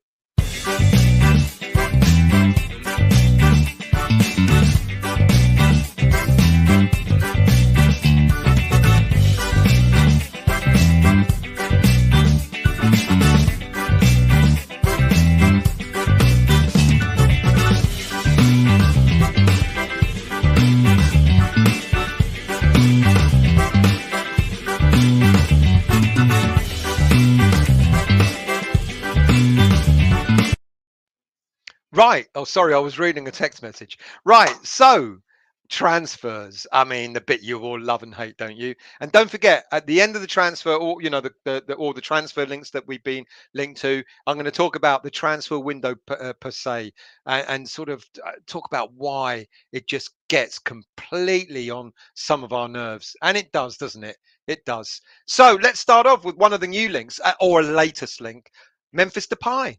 Do you remember him? Man United, ex-Man United, etc. Well, apparently, Memphis Depay has been told by Barcelona he's not part of their plans for next season. He signed on a freebie last summer for a 2-year contract, and his contract expires at the end of next summer. Valued 30 odd million pounds, 28 years of age. Look, Depay. Going to be one of those players where you're either going to love or hate him. A bit of a Marmite player. We all know left-sided attacking mid. See, can't even spell. A left-sided attacking midfielder. He can play as a striker. He can play as a second striker. He's got pace. He's got strength. Good technical ability. And look, he first came to prominence in the Premier League when, as I said, when Man United signed him for a fee of £32 million from PSV Eindhoven. Back in 2015. Look, he didn't have the best of times at Man United without a shadow of a doubt. And Man United actually sold him for a massive loss. We're not the only team that sell players for a loss. You know, Man United do it and other teams do it. They sold him to Lyon a couple of years later for a massive loss of around £14 million. 4 years later, he moved on a free to Barcelona. Look, when he was at PSV, he was one of the hottest young properties around. 124 appearances, scoring 50 goals, 29 assists. And you can see why Man United fans, sort of were really excited to have him. 2 seasons with Man United, 53 games, 7 goals, 6 assists later. He was put out of his misery with a transfer to Lyon. He did well at Lyon. He refound his form. 178 appearances, 76 goals, and 55 assists. Now, I know what you're going to say. It's not as tough as this league and all that sort of stuff. You've all said it about Allaire. You say it about other players when they play in the Premier League. They don't do it, and then they go to another league and they smash it. And we all take the piss out of that league and say it's not as good as this. I know all that, but you play where you play. And if he was really shit, he wouldn't have got, hardly half the goals he would have got. 28 years of age. And when look at Barca, a tougher league. He's got in 37 appearances, he scored 13 goals, 2 assists. That's not that bad for a player at Barcelona, to be quite honest with you. And they didn't have the best of seasons either. Look, Premier League experience, League One experience, La Liga experience, Champions League, Europa League experience, Dutch international. Look at that record. 80 appearances for the Netherlands, 42 goals. He's not a bad player. He's not a bad player. Would he be a better player than Lingard? I'd say yes, to be quite honest with you. 1 year younger. I think he's got all the attributes that could. He's the sort of player that David Moyes could bring to the club and could, get a good couple of seasons out of him. I'd be very interested to see if this one's got any legs on it at all. I think he's decent. I think he's had, just like some other players, he's had bad times, good times. I think he's the sort of player that could come to West Ham. Would he want to go to West Ham is another matter. Would he still think that he's still, it'd be a bit of a come down, wouldn't it, going from Barcelona to West Ham? But would it? Would it? Alex Song did it, and we loved Alex Song. Do you remember Alex Song when he came on loan to West Ham United from Barcelona? He was one of our best players, and we wanted to sign him. We couldn't end up signing him permanently because Barcelona didn't want to let him go. So I think there are players that might look at a club like West Ham and go, "Do you know something? They're playing European football. Doesn't matter if it's the third tier. They're playing European football. They're playing good football in the Premier League. They're going to be challenging. I could help them get there." Why not? Why not? Let's move on. The next one. Look, this isn't a new name that's been linked to us because back in February of this year, a German newspaper reported that we may have an interest in Amadou Onana. And I thought to myself, why would a German newspaper talk about a Senegalese-born Belgium international who plays his football in France? Well, the answer is Onana developed his career in Germany. He played for German club Hamburg before moving to Lille in France only as recently as last summer for a fee of £6.3 million on a 5-year deal. Onana's value in February was around 10 million. All of a sudden, we put in a bid. if you believe, 20 million. But apparently Lille have gone, he's worth 60 million. Well, clearly he's not. It's just like we say Declan's worth 150. We know deep in our hearts he's not worth 150. He's worth 145 million. No, but seriously, deep in our hearts, we know that Declan, if we got an offer of 100 mil, we'd be kind of like, oh, that's good. Look, Lille don't want to let Onana go. They've said 60 million. We know that's rubbish. They probably want clubs to start bartering, doing a, sort of bidding for him, a bidding war. Apparently, Arsenal were interested, but apparently now have moved their attention to either Yuri Tielemans. Well, moved their attention. Apparently, they were interested in Tielemans anyway, but also they've also moved their attention to Sergej Milinkovic-Savic of Lazio. So it's quite possible that Onana could be the third option behind both Tielemans and Milinkovic-Savic. Look, Onana, interesting player, 20 years of age. He's got an interesting background. He developed through the youth ranks at Hoffenheim before moving to Hamburg on a free transfer in 2020. He had opportunities at that time to go to the likes of Borussia Dortmund, to Bayern Munich. He was made offers from those clubs, but he chose instead to go to a second division team in Germany, Hamburg. Now, why would a player do that? Why not sort of like if you've got big teams, looking at you and saying we want you to sign for us, why would you go backwards? Well, the simple matter is he went backwards because he knew he was going to get game time at Hamburg. Whereas at Bayern or Borussia, he might have been a bench player. He might have got the odd game here and there, but he knew that he would have been first choice player at Hamburg. He did that. He got promoted with them, and then he got his move to Lille. So he's used the system to his best advantage. I think that's quite clever, to be quite honest with you. You often hear, like Sonny Perkins, is going to go to a bigger club, and all of a sudden they're going to be a star. How many players have we heard, have we seen go from an average Premier League team or whatever? They go to a bigger team, and all of a sudden you don't hear Oxlade-Chamberlain, Liverpool, as a prime example of recent times.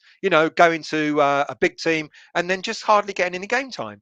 Grealish didn't get as much game time as he thought he would, and it's not as easy, is it? He's not been as sparkling as he was. He was the kingpin at Aston Villa, not being as sparkling as he was there as he is for Man City. So sometimes going to a big team, and getting the big bucks, etc., doesn't always work for you. So I'll take my hat off to Onana. I think he's done it. He's done interestingly well. He's had experience, a little bit of experience at Champions League football as well, and he's an interesting character.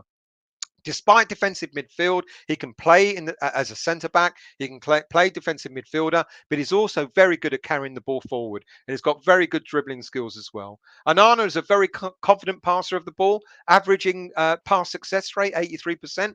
That's not bad. Many people criticise that Souček can't pass the ball further than 2 feet in front of him, whereas Onana has that in his locker. I mentioned him earlier on. He was born in Senegal, but he grew up in Belgium, and he's represented them as captain for the under-21 side. And he's also been called up to the Belgian international team as well. He radiates a sense of calmness. He's big, he's fast, he's 6'5", 6'4", 6'5", something like that. So he's very good in the air, great technique, two-footed youngster, understands tactics well, a natural feeling for space. He sounds like a pretty decent player all round.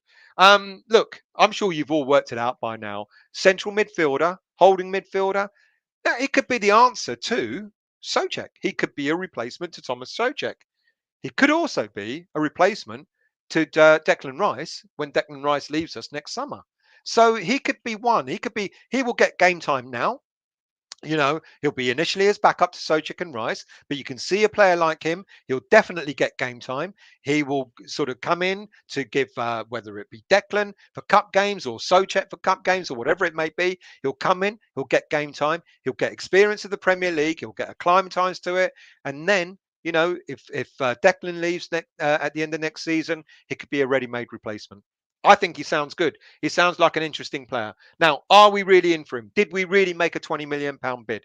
I have no idea. I'd like to think that we did. I'd like to think that David Moyes is going for these types of players, young, hungry, etc., ready for the next step up and so on.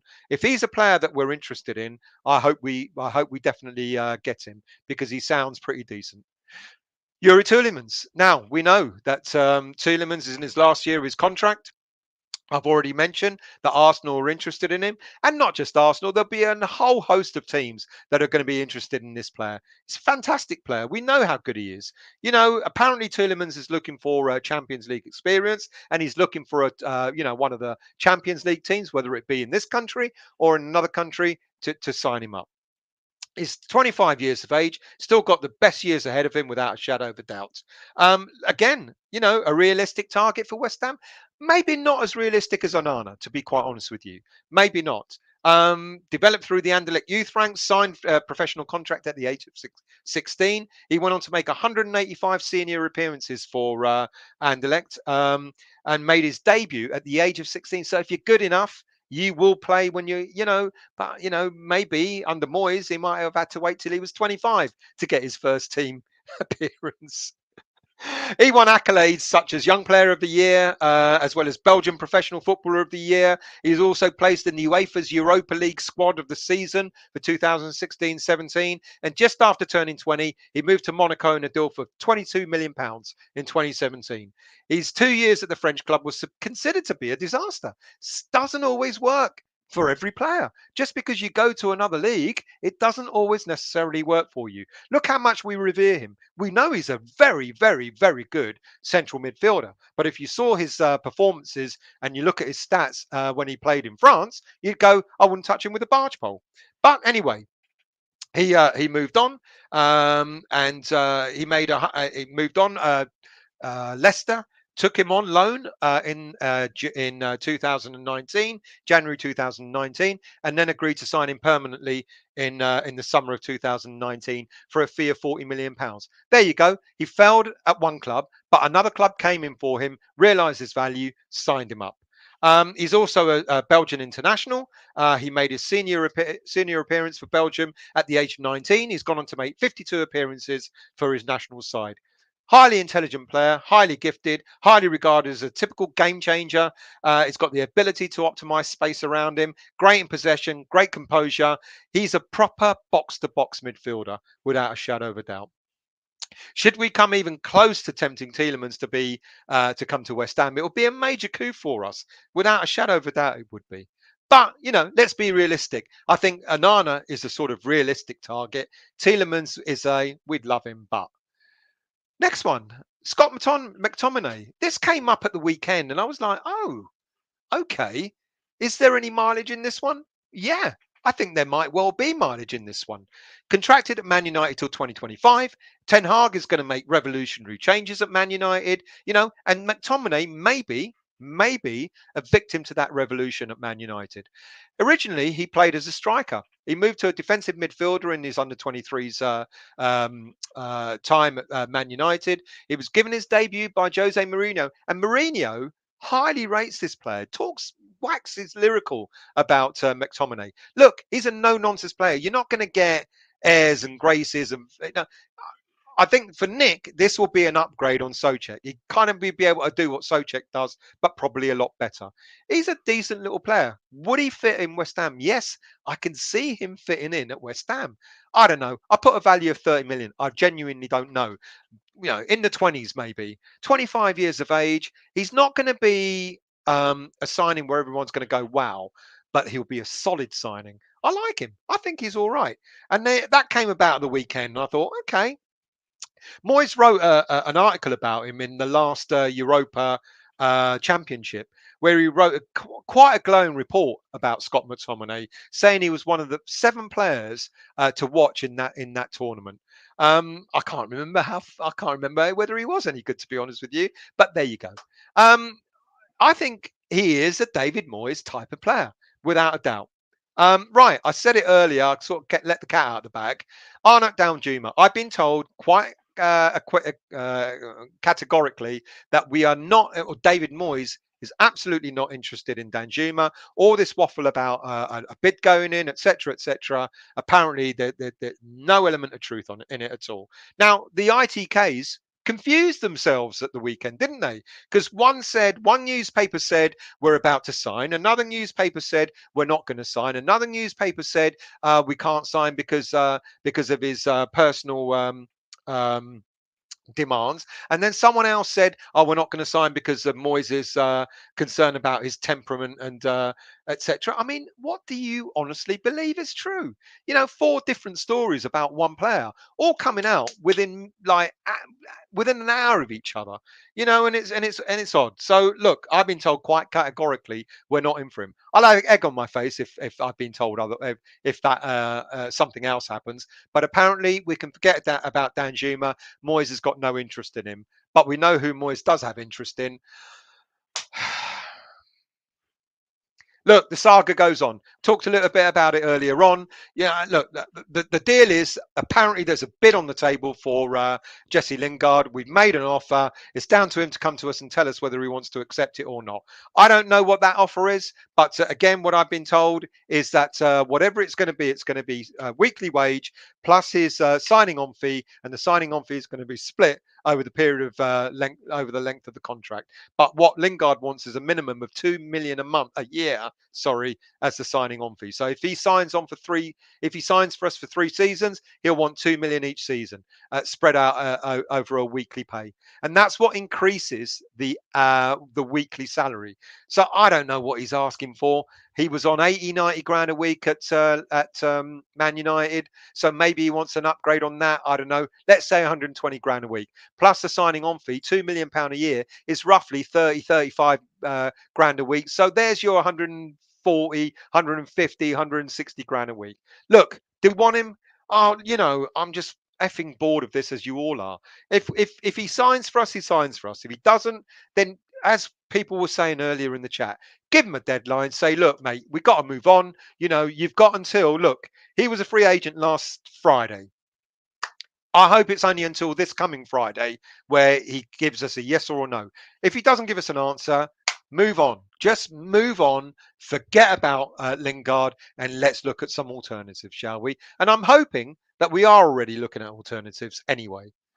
Same goes for Amanda Broja. Now, look, not much more to report on than what I talked about last week. Broja, apparently Newcastle United now are definitely interested in the player, and apparently he fancies a move more to us than he does to Newcastle. Who the hell knows? But the same thing with Broja. Apparently, Tuchel wants to see Broja in action in pre-season, taking him overseas to their tour overseas, pre-season tour. I say we don't have that long to wait, to be quite honest with you. I think it's another one where we go to Chelsea and say we want to do a deal. We want to do a deal by next Friday or in 2 weeks' time or whatever it may be. And the minute you don't come back to us, we're moving on. Don't worry about who signs him. If someone else signs him, then someone else signs him. Our time is of the essence for West Ham United, as we all keep pointing out. We've got a rebuilding job to do. It's not like other teams who are tweaking here and there. Oh, well, one player will go, one player comes in, we tweak here and we tweak there. We're rebuilding. Unfortunately so. We need at least 6 players, and we've only got 2 so far. And one of those was already with us as a loan last season. But still, it's a signing, it's a permanent signing. So you include him. So we need at least another 4. We know what we need. We know we want a left back. We know we need a central midfielder. We know we need an attacking player. We know we need a striker. We know we need those 4. Do we get all 4? I just don't know. I just don't know. We talked about the youth earlier on. Maybe some of the youth are going to fill some of those gaps. Who knows? But we need to give deadlines on these players. And if we lose him, then so be it. So be it. Don't wait until the last minute, and end up what happened in January, where we end up waiting and waiting and waiting. And then it's too late to put bids in for other players because everyone else's business has been done already. So with Lingard and with Broja, I think we need a timetable. For Lingard, it's got to be by the end of Friday. I know it's going to go on longer and longer, but that's what we need. For Broja, I'll give it a couple of weeks, but then after that, let's move on. Right. Another player that came up over the weekend. Alex Scott, right midfielder from Bristol City. Interesting. Interesting young prospect. Played for the England under-18s, under-19s. He's very highly rated. Born in Guernsey. He's been dubbed the Guernsey Grealish. Now, that must mean the poor lad dives everywhere. Because other than that, I don't know why he would be called the Guernsey Grealish. Excuse me. But let's be nice. Apparently, he's a very very skillful footballer. He glides across the park. He takes on players with ease, and there's a big future for him. And Bristol City don't want to let him go. He's gone on to make 42 appearances for the Bristol City team, only scoring 4 goals and 2 assists. But Bristol City is saying if you want to buy him, then it's 10, 15 million pounds or more. Come on, mate. 18 years of age, hardly hasn't played any Premier League football. I'm not so sure. But it's interesting. It's interesting that we're being linked to these young players, and then maybe that brings in the whole Moyes mantra of Red Bull, the Red Bull approach, etc. So I don't know. I'm not so sure about this one, to be quite honest with you. Let's move on to the left back position, shall we? And my favourite, the Italian Arthur Masuaku. Look, I was quite damning of him, to be quite honest with you, and I kind of talked about him in a very not a very good light. And I thought, maybe I'm being unfair. Maybe there's something in this player that I hadn't seen. I'm not sure I have. I've tried to do my research, looked at a couple of scouting reports, and I still can't shift my mind on him being the Arthur Masuaku of Serie A. 23 years of age, developed through the Roma youth ranks, early stages of his career. He's been sent out on loan, as you would expect young players to be sent out on loan to. And then he came back to Juventus. Or he was signed from Roma to Juventus for a fee of £20 million in 2019. Since then, he's gone on to make other loan spells, Cagliari, Genoa, etc. And he's, he made 36 appearances for Cagliari. Cagliari are a team who are bottom half of the Italian league. Genoa, mid-table team at best. Juventus, made 21 appearances for Juventus, and only of 16 of those were as a first-team starter. He's represented Italy the once in 2020. Look, I compared his stats. I had a look at his stats to Creswell, to Masuaku, and he still didn't come up very well. So, but maybe I'm doing him a disservice. Maybe the Premier League might be the sort of league that he might relish in. And we have apparently put a bid in for him, if you believe what you read.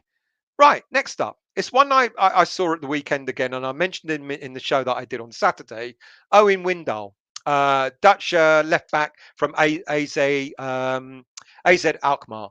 Contracted till 2024, valued at around £20 million, 22 years of age. He's the captain of AZ. Decent player, Belgian international, European competition league experience, Belgium league experience, my mistake. And Netherlands international has made 11 appearances for him, by him. He's very raw. He's got good defensive duties. Still needs a little bit of work on his positioning, his anticipation, etc. But great attacking prowess, good wing back, and he excites me a little bit more than Pellegrini does. Look, he was going to agree a deal with Ajax. Apparently, it fell through because of unable to agree personal terms. I looked at his salary. He's on a salary of about 100 grand a year, which works out to, I don't know, 2 grand a week, something like that. Look, if Ajax can't meet his needs, I'm sure West Ham United can. He's an exciting player. He's made 142 appearances for AZ. He's made 27 assists. He's a good wing back. He's a good goal provider, and he's interesting. He's got a moderate experience of European football, early stages of Champions League, and like I said in there, Europa League. One could argue that he needs to continue developing, but at 22 years of age, under the wing of David Moyes, who was an ex-defender, under the wing of Aaron Creswell, etc., he's a player that I would be very, very excited to have at West Ham United. Aaron Hickey, look, apparently we've lost out on Hickey if we were ever in for him. He's about to sign, or he's already signed for Brentford this year. It's a shame because he was another exciting young left back that I think would have suited West Ham without a shadow of a doubt. But apparently he's on his way to Brentford. Joachim Mahler, another left back, a right-footed left back who can play left back, right wing back, left wing back. we've put in a £15 million bid in for him. But since that story broke, I think early last week, Tuesday or Wednesday, everything's gone quiet. So I don't know. Decent player. I've been told by Kenneth, who's from Denmark. Kenneth is one of the viewers on this show. He said you would do really well to get him. He's a great player, and he'll really suit West Ham. But it's all gone quiet. So there you go. And the last one is David Raum. Again, rumours came up, disappeared again, and again it's gone a bit quiet on him. So no one knows what's happening with him. It seems that there was going to be a bidding war on David Raum, but nothing's materialised. I'd love to think that we'd be in for him. He'd be my favourite. Right, Josh Brownhill. That name has come up again. Apparently, middle of last week, we were linked with 3 Will Salthouse agency players, and Josh Brown is one of them. Maxwell Cornet is another, and Dwight McNeil is another, all from Burnley. Right, so Brownhill. Look, I wouldn't mind Brownhill, to be quite honest with you. I've spoken about him a couple of times before. I think he's not a very inspiring signing, but he'll be a good backup, to be quite honest with you. I think he'll be the sort of player that will be a solid player for David Moyes. You're not going to get all the romp and excitement from him, but you're going to get a good work ethic. He's going to box to box midfielder, good engine on him, good alternative to Declan and Soucek. And he'll add some steel in that middle of the park. Contracted with Burnley till 2024. Apparently, we put a bid in for him for £10 million, but they've knocked us back on that. And then next, another player, Dwight McNeil. Now, this was interesting because when I first read about Dwight McNeil, I went, no way. Why would we want to not sign Maxwell Cornet, but would sign Dwight McNeil? And then I looked at his details. Look, he joined Burnley at the age of 14 from the Man United youth system. And his stats don't necessarily suggest that he's a big deal. 147 appearances for Burnley, notched up 7 goals, 17 assists. He's represented England at under 20 and under 21 level, playing 16 games. And the one thing that's interesting about him, he's a versatile player. He can play as a left back, left midfielder, left winger, left wing back.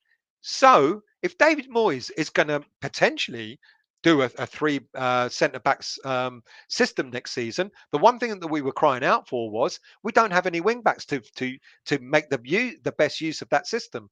Dwight McNeil could be that sort of player that will give us that wing back option.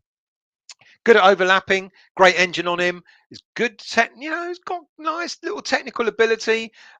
He's more of an attacking wing back than he is a defender. But he still takes his defensive responsibilities seriously. Look, 10, 15 million pounds for Dwight McNeil. Why not?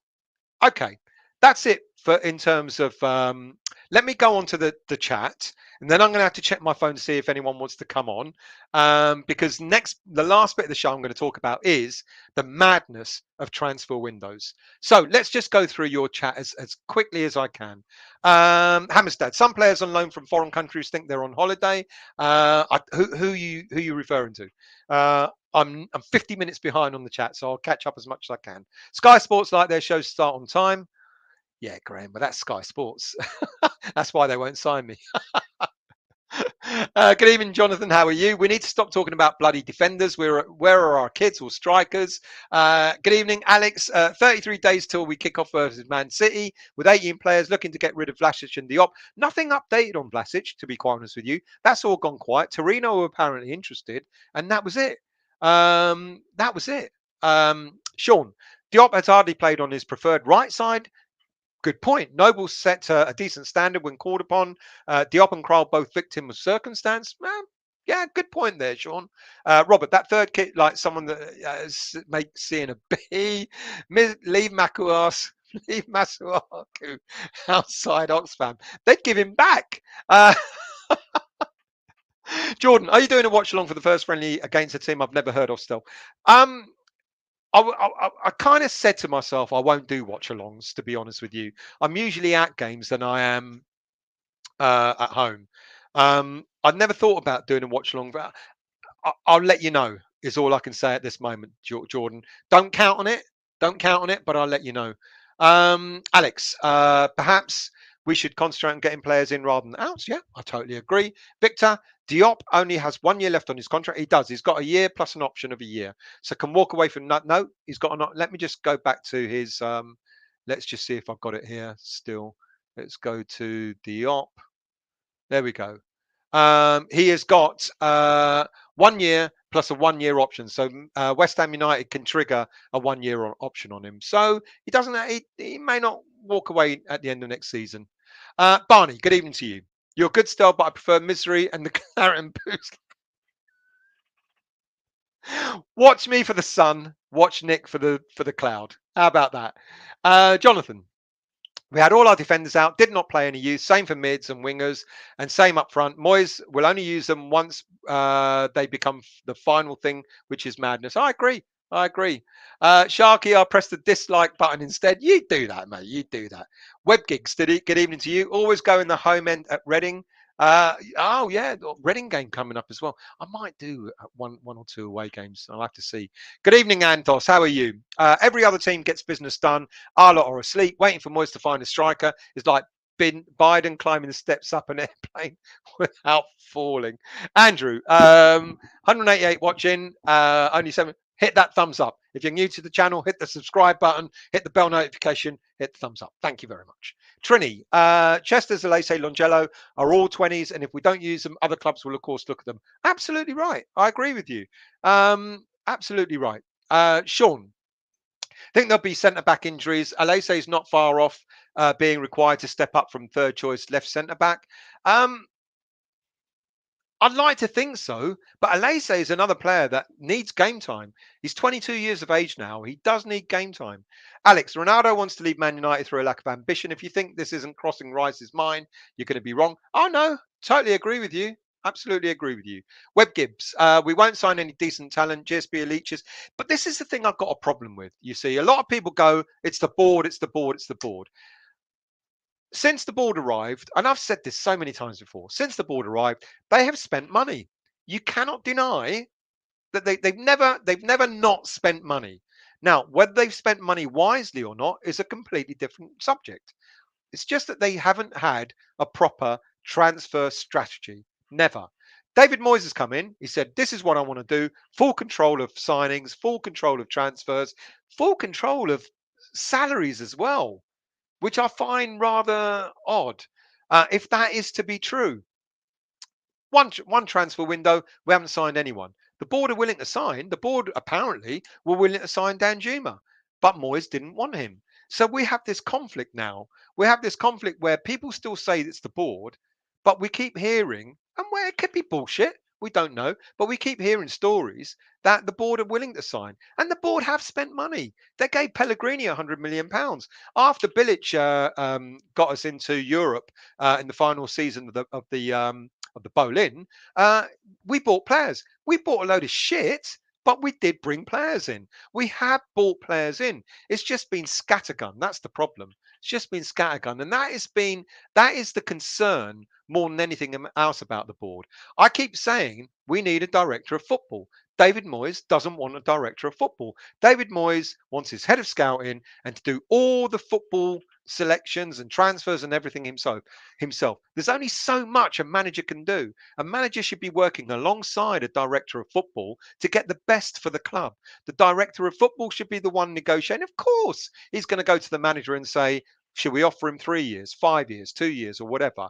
And of course, he's going to get the opinion of the manager to say, what do you think? 60 grand a week, 80 grand a week, 20 grand, whatever it may be. And of course, the manager's going to have some input, but it should be the director of football doing all that in collaboration with the manager.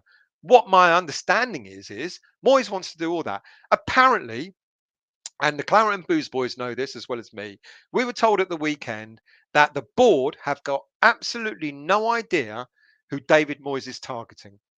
Now, believe that or don't believe that, we've got that from a very reliable source, and it ain't Sean Whetstone, it ain't Claret and Booze, it's someone else who we absolutely 100% trust, and it ain't X either, by the way. And we were told quite categorically, David Moyes has not told the board who we're targeting. He's got a list. Him and Rob Newman have got a list, and they're going round making the inquiries, trying to negotiate the contracts, trying to negotiate agreement, trying to negotiate a fee. Why, as a manager, would you do that? He's a good coach, David Moyes, but the last thing you want him to do is to get embroiled in what a director of football should be doing. The director of football should be the one who's going out there saying, who are you targeting? Right, give me that list. I'm going to go out and find out for you. Go to Club X.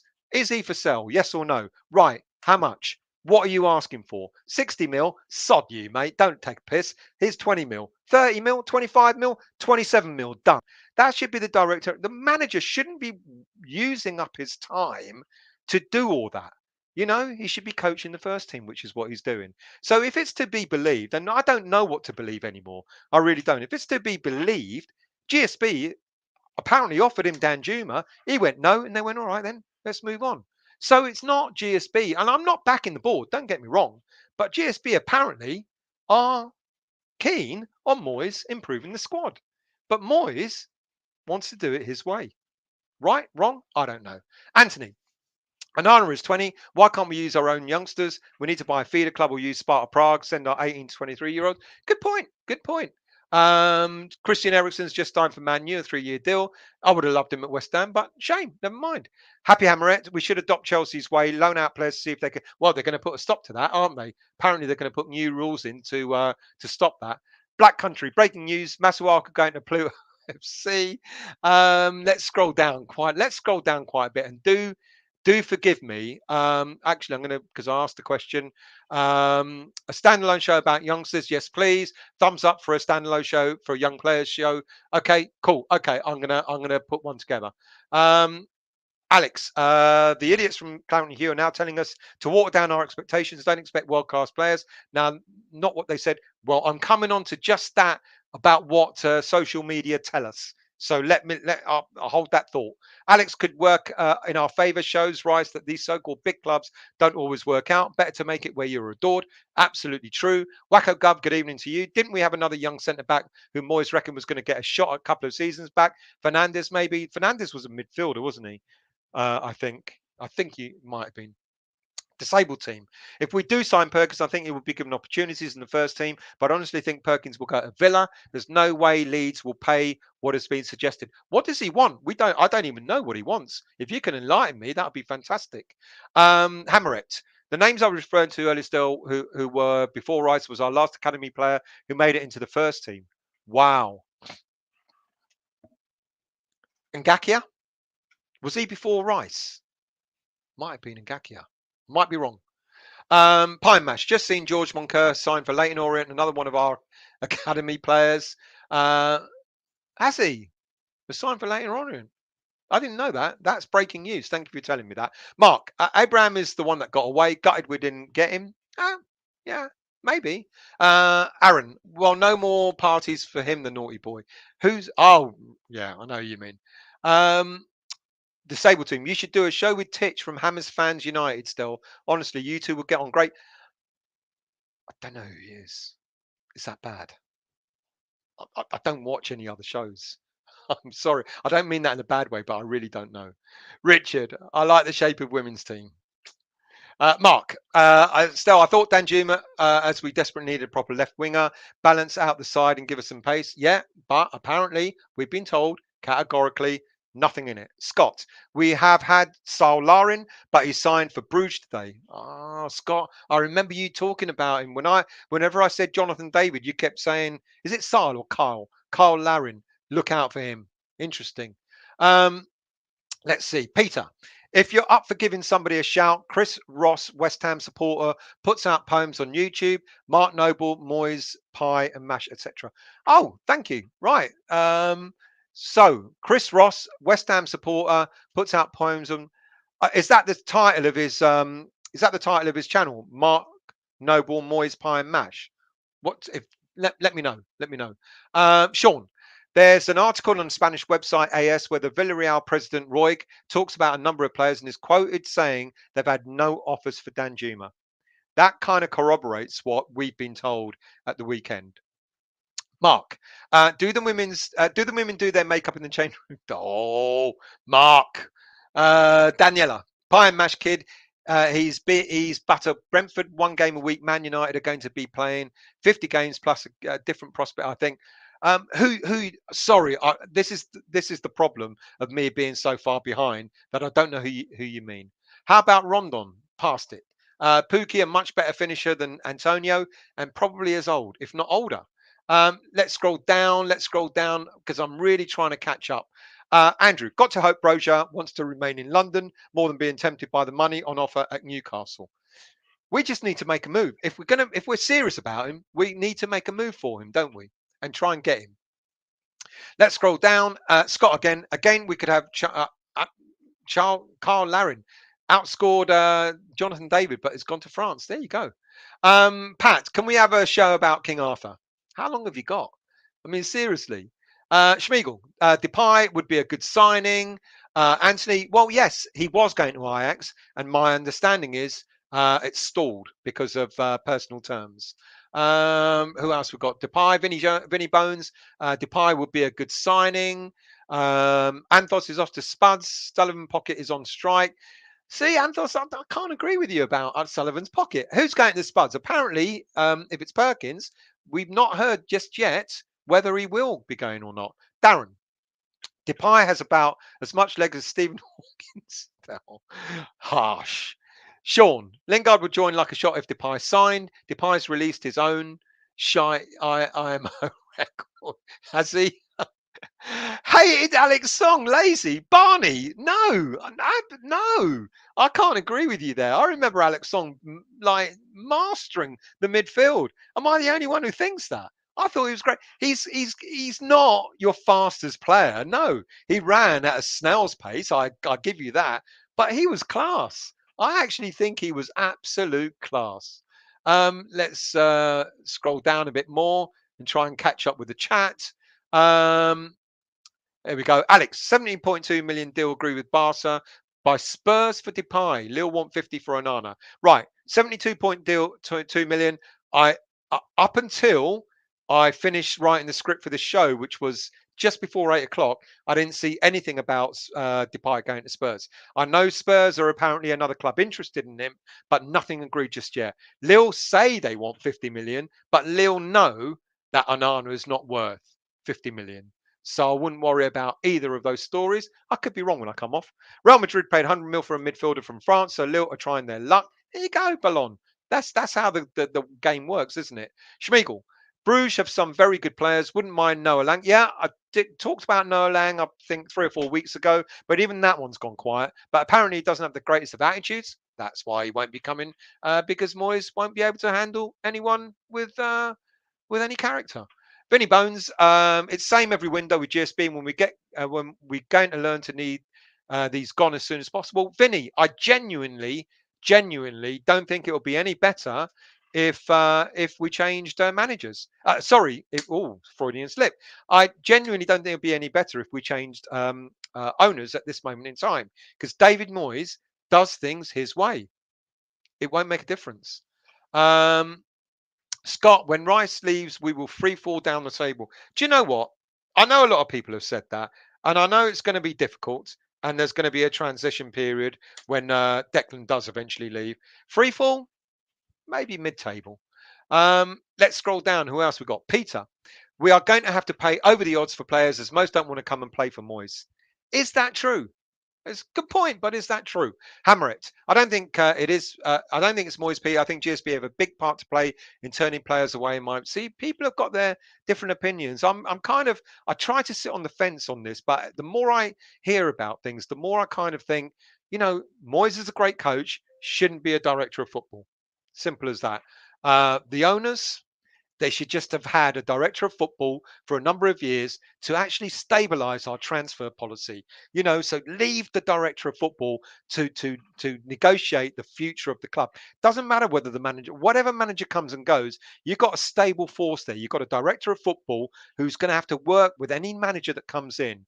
And the director of football has a vision and says, this is the vision for West Ham.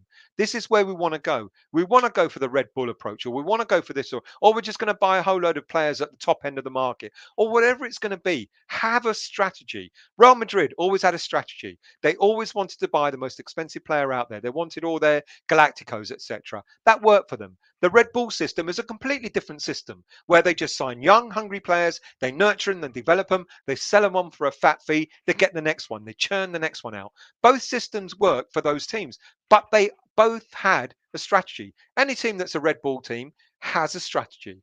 The Real Madrids of this world had a strategy. This is what we're going to do. This is how we're going to do our business. This is how we're going to. West Ham just went, oh, we'll do a bit of this, do a bit of that. We'll do a bit of this. We'll get a loan player here. We'll get we'll get an expensive player there. We'll get a cheapie here. We'll get this person here. We'll get a 44-year-old to play at right back here, etc., etc. It was scattergun. That what's good about a director of football is it gives you that transfer stability. I don't want, with the greatest of respect to him, David Moyes to be the director of football, because I think he will stall and stifle us. So people who are saying, I'm not going to go at you, Hammer, I'm just saying it in general. People who are saying it's the board, it's the board, it's the board. I think it's a little bit of both. I think it's the board and it's David Moyes. And I'm kind of erring at the moment that it's a bit more David Moyes because he knows what he wants. I joked a minute ago about Noah Lang. He can't manage characters. I actually think I was chatting to the Claret and Booze boys in our WhatsApp group, and I actually think, they said it as well. I think Moyes has got a problem managing egos. And I think it was Nick who made a really good point. Imagine if he was in charge of West Ham when Paolo Di Canio was available. Would David Moyes have signed Paolo Di Canio? Probably not. And other players like that. You need those characters sometimes. That's what spurs a team on. They might be difficult to manage. Look, one of the best managers in Britain, Alex Ferguson, or Europe, or in the world, Alex Ferguson managed egos. He managed youngsters. He managed egos. He managed the players that did the dirty work for him. He had a whole host of different players in his squad at Man United, and I envy that because he had the flair players. He had, I can't remember his name, but he had the Frenchman who was a loon, but he brought him in from Leeds and he did the wonders for him. He had players like that. He had leaders. He had the foot soldiers, etc., etc. What Moyes seems to be trying to do at the moment is he's trying to get players all on the same level. He doesn't want anyone to rock the boat. He wants a harmony in the squad. That's great. I don't have a problem with that. But even the Mavericks can be harmonious in a squad if they're managed properly. We don't want 22 robots, all the same with no character, etc. We want a leader. We want players that are going to bring something different to the table. It's down to the manager to manage those players, isn't it? I don't know. I'm going off on one. My apologies. Let's scroll down a bit. I'm going to miss a few. Barney. Grealish had a sparkling Premier League winners medal. He has. And I'm not suggesting that, he's shit or anything, but, he just hasn't made. But how much of a role did he play in getting that sparkling winners medal? I'm not saying he would have done any better, and there's no way he would have done better if he stayed with Villa. And I'm not suggesting he should have done. But sometimes players go to a bigger team, they don't necessarily become the big deals that they were where they were at. Isn't football also about enjoying your football? Because if you only go for the money, what's the fucking point? You know. Let's see. So HH Moyes would have put them in the under 23s. I don't know who you mean, but there you go. Please forgive me. Anthony Robertson, the Leeds have bought a few midfielders over the last few days. Think CDK turned them down. Let's scroll down a bit more to try and catch up. Scott, if we don't sign another 3 or 4 major signings in the next few weeks, I will start to believe all the doomers. Same. I'd be worried as well. I won't lie. I'd be worried as well. Richard, so what is really going on with the lack of transfers? You tell me. The next bit, the final bit, is I'm going to talk about all the guff that's out there in the transfer window. I kind of started talking about it already. Andrew, we are wasting our time on Tielemans. Never going to come with Arsenal chasing him. Like I said, apparently Arsenal are not chasing him. But, he's one of a few that they're after. Hammer, I think we'll be pleasantly surprised with a couple of quick signings in the pipeline. And I really hope so. Trini, we should have tried to sign him when Leicester got him. Yeah. Hindsight. Absolutely agree with you, though, mate. Alex, why would Rice and Bowen sign a new deal? They're having people in their earhole when in England duty. I think Bowen will. Rice has said he ain't going to sign. He's going to leave. We know he's going to leave. Agree all day long, Alex. The three of them can run a piss up in a brewery. So people are really split over the board. But anyway, let's scroll down. Who else we got? Trini. I don't know about anyone else, but it really annoys me when a player says he wants to sign for a Champions League club. Yeah, I agree with you, but players are aspirational, aren't they? And they want to be, But unfortunately, some players aren't as good as what they wish for. Ian McTominay isn't good enough for Man Scum. Why would we want him? I don't know if he's overrated, to be honest with you. I think he's that type of player that kind of goes a bit unnoticed, to be honest with you. But Schmiegel agrees with you. No to McTominay, Somley, but I don't rate him much. He'd do the dirty work, though, wouldn't he? He would be the sort of player who'd do the dirty work. Trini, McTominay, poor man's Declan Rice. Nowhere near him. Yeah, admit it. Amit, good evening to you. No, please, not McTominay. He's half part of McFred. Okay. GP, Stell, it's the only West Ham channel. Thank you very much. Really appreciate it. Yeah, you can watch any channel, but make sure you watch this one. Oops, let's jump a bit. So let's try and go back up a little bit more. Where are we? Alex, I won't comment anymore. Just watch from a distance, but I'm pretty sure I'll be right about this window. I predicted most of our fortunes. I don't know, Alex. I remember you from the past life. I was when I was at another channel, and you kind of predicted a few things then that didn't come to fruition. Not saying you're wrong though, because I will also get worried if we don't start signing a few players within the next few weeks. Pat, give Lingard the wedge or tell him to do one. Just get it sorted. But this is it, Pat. We don't know if he's not. I think you've got to guess, haven't you? But I think Lingard has been offered a decent wage, but I think he's holding out for other clubs to go. How much have West Ham offered you? Oh, what, 145 grand a week? We'll give you 148. Or how much are Newcastle offering, or how much are Everton? Apparently, Everton is his last resort. Fuck me. Talk about coming down a bit. Spurs. I mean, really? He talks about he doesn't want to come down to London, because he wants to be close to his family. If Spurs throw 160 grand a week at him, is he then going to run after the money? Because if he does, then he's only in it for the money, and we know, and better not have him rather than have him because he's just after the money and not in it for the heart. Pat, good evening to you, or good morning to you. Fact is, we have virtually six out the door and only signed Aged Areola. Yeah, I agree. But, let's put this in context, Pat. I did say it before. The six that have gone, okay, Areola, gone, come back as a permanent. So that's five. Kroll, hardly used. So you do need a replacement in midfield, but you're not really going to miss Kroll. Fredericks hardly played through injury, so you're not really going to miss him. David Martin, third, fourth choice goalie backup. So out of those six, there were three that we're not gonna miss. So Yarmolenko, Noble, and Areola, who's re-signed. So we need to replace Noble, definitely central midfielder. We need to replace Yarmolenko, attacking player. We need a striker, absolutely, and we need a left back. So that's four players we need. So even though, yeah, because I thought the same as you initially, six gone. Four players who have left, contracts end, retirement, etc., and then two players because their loan spells have ended. Six. Oh my god! But then when you analyse it, it's really only three. Lee, Moyes wants the right players. There's no need for us to pay big bucks just to get them to flop. Look at Grealish at Villa. Now look at him now, etc. Yeah, good point. I agree.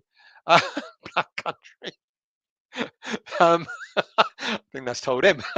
Steve, but McTominay well overrated. No, that's I was I apologize. Looking at McTominay and looking at the style, I think what I did was I looked at the style of player Moyes would like in that middle of the park. And that's why I think to myself, McTominay is the sort of player that Moyes will go for. If not McTominay, it'll be Brownhill. It'll be one of the two, probably more Brownhill. Anthony, one reported that Rice has asked Moyes to sign Dan Juna. I don't think Declan is the sort of person that will go up to David Moyes and say, sign this player. I absolutely, really, really don't. Daniela, still, he was a free agent on the 2nd of June. Who was a free agent on the 2nd of June? I don't know. Tell me who.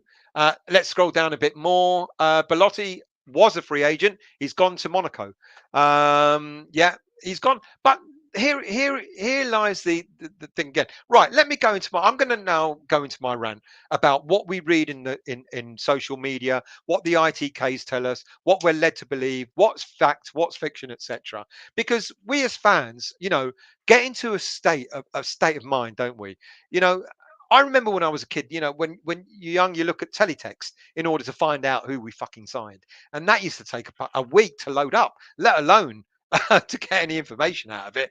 Then West Ham had that chat. I can't remember the name of the chat where the phone line used to phone to find out the latest rumours, etc. But even that was never up to date. I mean, that was like, oh yeah, last week, by the way, we signed John Moncur or whatever it was, whatever it was. Now we're in this situation now where information is key. We want it and we want it now. We want it boom, boom, boom.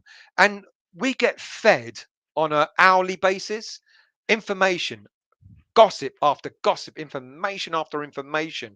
And we're always told so and so, West Ham United are interested in, I don't know, McTominay. West Ham United are interested in Danjuma.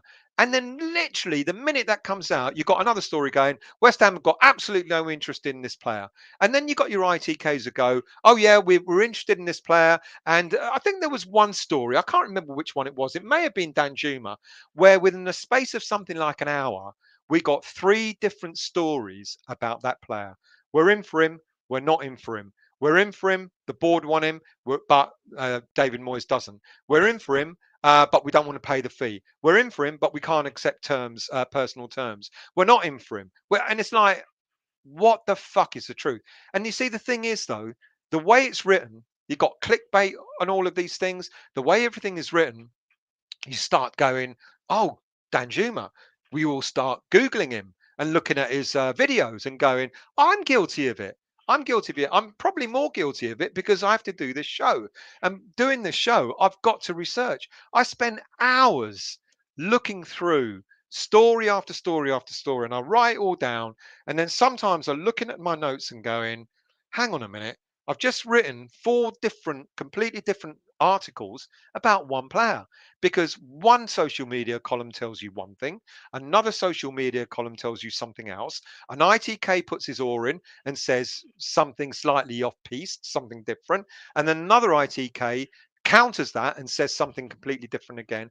And you're sitting there scratching your head going, what's going on? And then because you get sucked into it, you get drawn into all this gossip, you are led to believe that we are definitely going to sign Broja, Lingard, Danjuma, etc., etc., etc., etc. And then when that player goes off to Liverpool, Chelsea, Arsenal, Bruges, Monaco, wherever they go, you're sitting there going, fucking bored. What the fuck is going on? Why haven't we signed that player? We were bang on for him. He was right for us. The only thing that was right for you is that you believed what you were told, which 9 times out of 10 is a lot of guff. But the trouble is, because we want our information now, we want everything now, right this minute. We want to believe everything we're told. ITKs make a living out of it. Good luck to them. That's their business. That's their job. They've got a brand. They've got a product to look after. So people believe the ITKs. People believe X or Romano or whoever the ITK may be. What makes it even worse now, if any of you have not yet read the Helter Skelter article on 6foot2.co.uk by Nigel Kahn, go and read it because it is, it's very interesting what he says about this ride that we are all on. We're all on this ride. We start at the top, we start hearing things, we're going down, and the ride gets faster and faster. We get drawn into it, and we want to believe, whether it's true or not, we want to believe the stories that are out there. And the reason why I titled the show Fiction Becomes Fact is because we're told, it's, the old saying is, when you're told a lie enough times, it becomes the truth.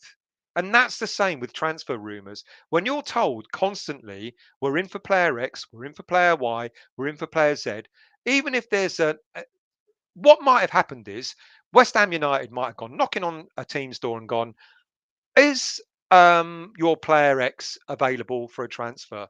And it may have gone no further than that. An ITK gets hold of it, or a social media column gets hold of it and says, West Ham are in for player X. They've made inquiries. We're in advanced stages. How many advanced stages have you read so far in this transfer window alone? If all the rumours are true, we're in advanced stages to sign about 8 players. It ain't true, is it? So all these advanced state, and then when it doesn't happen, there's leeway. Oh yeah, well we were going to sign this player, but because of complications, we're no longer going to sign. I wonder if we're ever going to fucking sign that player in the first place. This is what social media has done to us.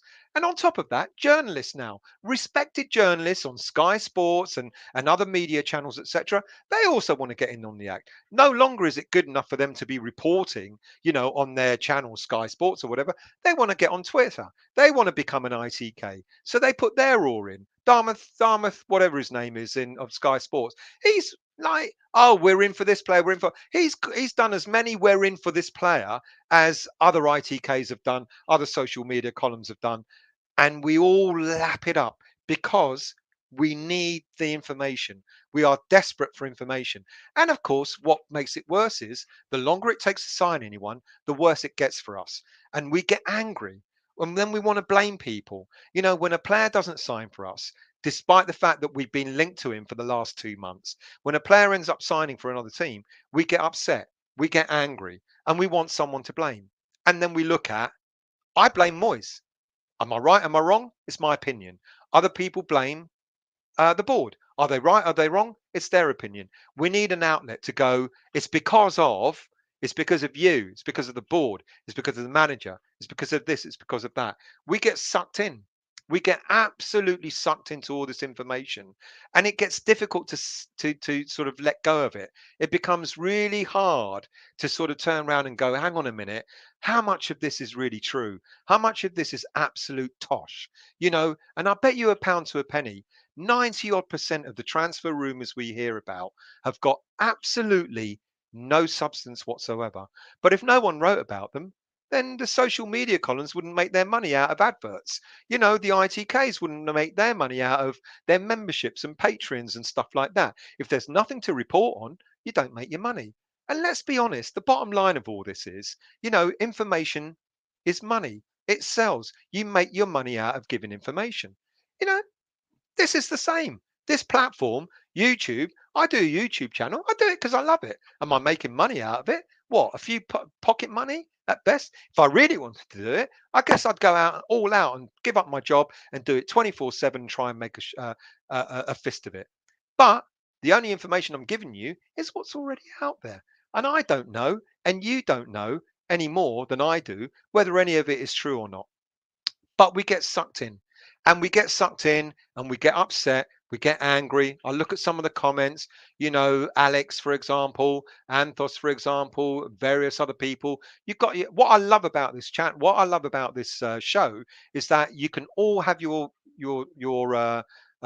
voices heard, because I'm not the master of it. I don't know. I'm not right. I'm not wrong. You're not right. You're not wrong. You have your feelings, yeah, but your thoughts and your feelings are shaped by what's out there, and half of it is absolute rubbish. It really is. Now I might be doing myself a disservice, because now you lot may go, "Oh fuck it, I'm not going to watch the show anymore. What's the point? If all of it is duff, then what's the point of watching it?" But it's just, that's the reality of it.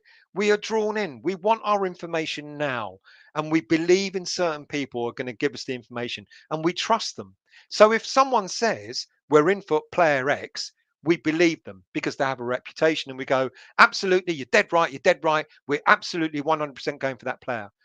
And then when that player doesn't sign, you don't look at the ITK or the particular newspaper column or whatever. Interestingly, Clara and Hugh get a lot of shit. If whether they say it's true or not true, they get a lot of stick. Because of Sean being the link to the board and all that sort of stuff. But there are other ITKs, etc., that give you information that's not always true. But because you're desperate for the information, and I'm desperate for the information, I'm desperate for it because I want to know. I'm interested. I love my club. I want to know who we're signing, who we're not signing, etc., etc. I want to know how much they're going to sign for. I want to know what they have for breakfast and all that sort of stuff. Because that's the nature, that's the world we live in at the moment. We live in a world of, we want the information and we want it fast and we want it now. And when we're let down by that information, we get upset, we get angry, we get nervous, we get worried, we're not signing anyone. Oh my God, the world's going to end now. It ain't. You know, I hope we get the players we need in, But it would be so nice if we didn't have all the noise around us. There's so much noise that it winds us up as fans. I guess you could argue that the ITKs and all these social media columns, etc., are feeding you what you want. Are they? Or are they creating what they think you want and you're lapping it up? Who knows? Rant over. Rant over. I did want someone to come and chat about it because it feels weird me just ranting about it. So let's finish off with a few more comments. Mihailo, good evening to you. I hate to admit it, but I think Moyes' honeymoon era is coming to an end. Not that it's only his fault, but from the praises of Karen Brady he made, I can see that he is in fact a bored kiss. There you go, bored kiss up. What else we got here? Ian, West Ham haven't approached up until Sunday anyway. 3 clubs have, but we're not one of them. Oh, I don't know. Oh, Alex Scott, right. See, we're not one of them, and yet we were linked to. So who created that story? Does an agent create it? Does an ITK create it? Does a journalist create it? Does a social media column create? Where does it start from? You know, most of these rumors come from an agent. They want they want to sell their player. They want to get the best price, so they put a little snippet of information out to this ITK, snippet of information out to a journalist, and off they go, and off they run with it, and then it just sprouts, doesn't it? Right, what else we got? Barney. Alex, that's Sean style. He thinks it's funny stirring the shit. Is he the only one, Barney? Is he the only one? But Sean's a mate, but I'm not suggesting I'm backing him up. But there are others that do the same, mate. But they do it in very different ways. Sean is a wind-up merchant. I think he more or less knows he is, and he does it for the shits. Whereas others do it, but they pretend that they are really serious. Pat, we have some of the best young players going around. Why are we talking about others? Good point. Robert, I think Origi's signed elsewhere. I'm pretty damn certain he has. I think he signed for a club in Italy, if I'm not mistaken. Mihailo, lost Hickey and Lewis Potter to Brentford. Can't remember the last time we signed a young up-and-coming player that just had success written all over him. No ambition, killing us. See, this is exactly what I mean. I'm not saying you're wrong, Mihailo. You've got your own opinion, but if we were really interested in Hickey and Lewis Potter, wouldn't we? I mean, have we not made a play for them? Have we not been serious and wanted them? Maybe Moyes just didn't want either of them. Maybe. I, I would be upset to think that that's the case, but maybe he just wasn't interested enough, and he's got other targets that he wants to go for. Reckon and Nesri would be a risk well worth taking. That's gone a bit quiet as well lately. Schmiegel, Raum looks top quality. Don't think we'll get him. I'd love to get him. I really would. I think he's got great stats, great ability, great player. But there you go. Scott, dreamt last night that West Ham video was showing the team practicing in France and Cornet and 2 others were with a squad. Might come true. Might come true. What are we up to? I'm about half an hour behind on the chat, so do bear with me. Andrew, and Nesri is a class act, just lost his way last season. Moyes could get him back up on that level. I think he's a good player. Daniela, Mihailo, drop the no ambition crap. We have ambition, but we're competing with some big money clubs. It takes time. We've only had 2 years in the top 7, and the rest have 20 plus years. Yeah, that's a really good point. That's a really good point. I don't even want to ask what you think success is going to look like next season, but I know if we don't finish in a European place, people are going to be apoplectic. Apoplectic. There you go. Pat, Tarkowski has apparently gone. No, yeah, not apparently. He was seen in the shirt. Could be wrong. Watford signed Dawson when they were already in the championship. Yeah, he's gone. He's gone. Let me just get rid of that crap. Thank you very much. Schmiegel. What about Scamacca and Raspadori from Sassuolo? Both would be good signings, wouldn't cost much. Well, apparently, I did a show on Scamacca. Haven't done a show on Raspadori. Apparently, Sassuolo have said they're not for sale. And apparently now they've slapped a big fee on Scamacca, if you believe it. Scarborough Hammer, good evening to you. Left back and a centre forward would be my next additions and get a 10 to 15 million pound centre midfielder. Rumours of Flex going on loan, hopefully to a championship team, because I think he's ready for that step up. I agree with you, Scarborough. Definitely a left back we need, definitely a centre forward we need, and definitely a midfielder we need. Occo Flex, yeah, I talked about him earlier on. This pre-season is going to be interesting for him, plus a load of other youngsters. And hopefully, if we don't sign all the players that we believe we need, hopefully some of the youngsters will take some of their spots. Hopefully. Let's see. Anthos, rumour has it we've got enough for Ronaldo's left boot. Black Country, good night. Let's hope for a better transfer news this time next week. Thank you for joining Black Country. Really appreciated. GP, I thought the bread guy was our new director. The bread guy, not the bread guy, it's the guy from Czech Republic. What's his name? Um, what else we got? Anthos. Sounds as though Moyes is just as controlling as the Mir. It does sound like it. It does indeed. Andrew, Sevilla willing to take 26 million for Nesri. If true, we should be all over that. I like him. I think he's a decent forward. Pat Holland fan. I'm in the UK most of this coming January with Aussie Schoolboys team. We'd love to catch up with some of you. Absolutely. Message us. Let us know. westhamvoice@gmail.com. Tell us when you're planning to come and we'll try and do a meet up without a doubt. Vinay, manager having full control happened in the 70s. Too much money in football these days for that. This is it, Vinay. That's how it was before, but it can't be like that now, can it? You're absolutely right. Too much money for it to work well. Smart worth it. Good evening to you. You've caught my rant, I hope. I hope you're well, Smart worth it. Thank you for joining. Alex, my final point here is why do you think the club made a big song and dance over Paddy Kelly? Because I think they rate him. I think they think he's good enough. Definitely, and we do need to invest in the academy. And if we can find, it's not a bad thing to find the best players around to put in your academy and hope you nurture them through that and they become first team players. I really do. Anthony Stell. Moyes is not doing that. Newman suggests players. If Moyes says yes, Newman sorts details. Moyes okays the board given to sign up. You might be right. My understanding is that it goes beyond that. Apparently, Newman is not a director of football. Newman is a head of scouting, which is a completely different job altogether. And my understanding is it's Moyes and Newman who sit down and try and do the negotiating. How mad is that? Steve, let's block that idiot.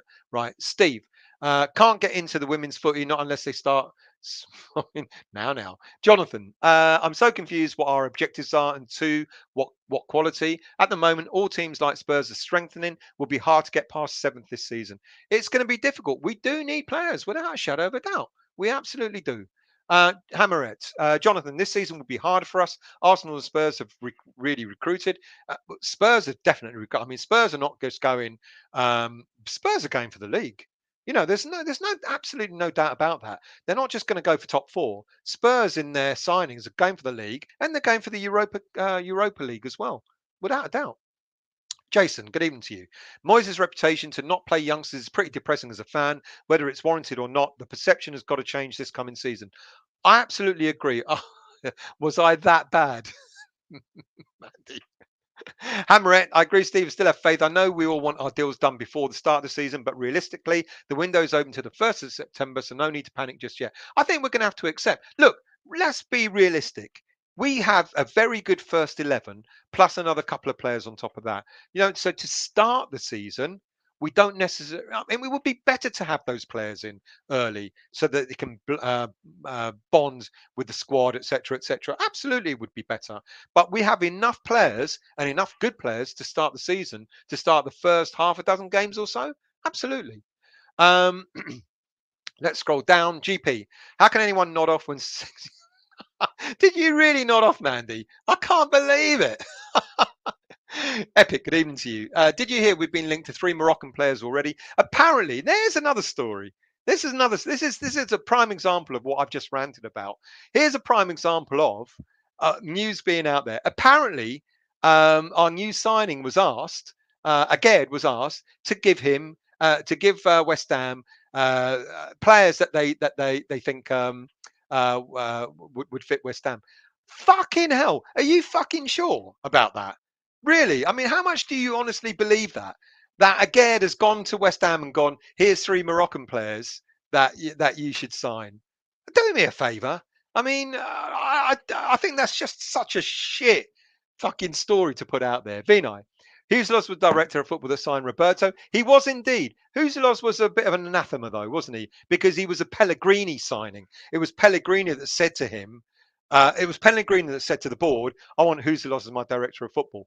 The board should be signing a director of football for the long term. Huselos, the minute Pellegrini left, Huselos went with him. You know, he left as well. You know, he was shit, though.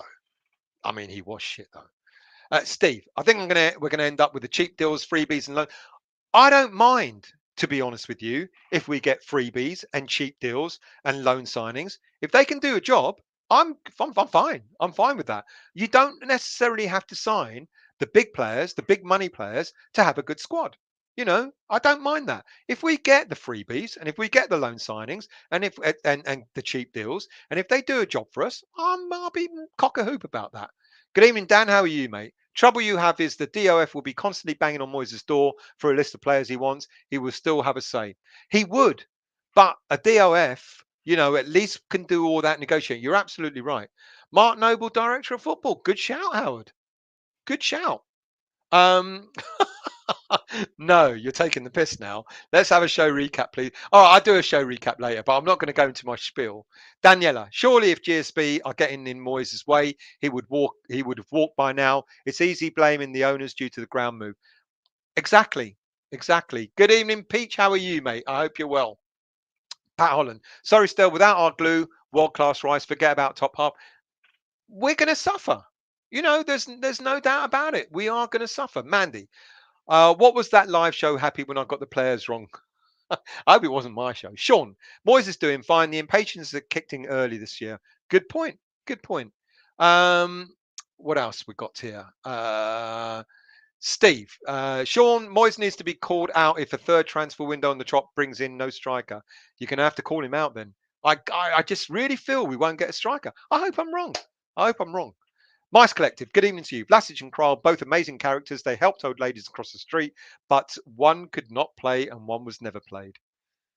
Well, yeah, Vlasic got a bit of a run, didn't he? Didn't make it. But then I would argue, Vlasic always said, my best position is down the middle of the park.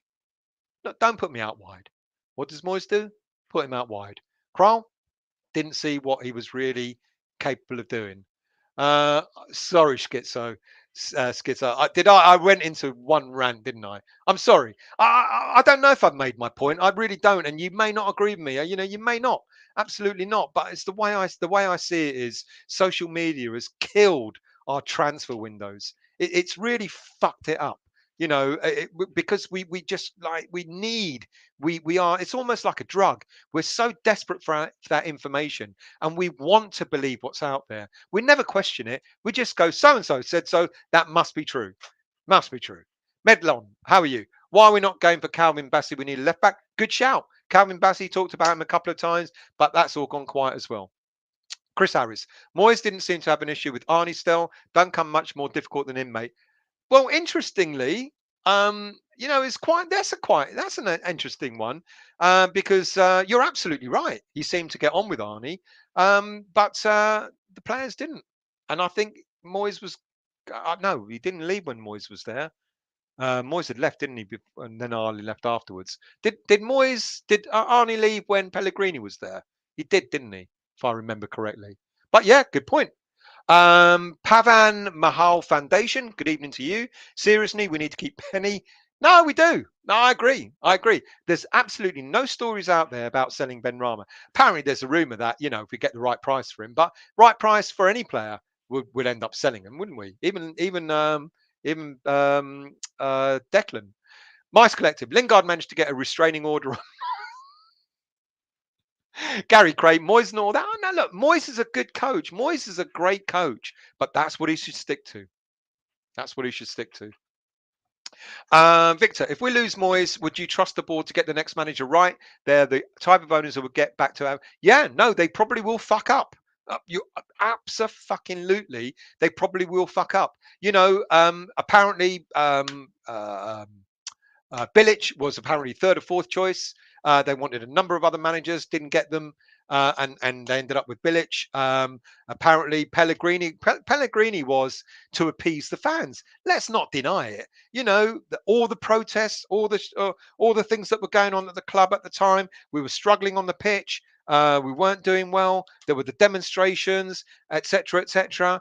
And at the time when we should have kept Moyes, instead of letting him go, we let Moyes go and we signed Pellegrini, and that was a fan's signature. The fans demanded better, And the board responded, and they thought, we'll just go out and get a big name manager.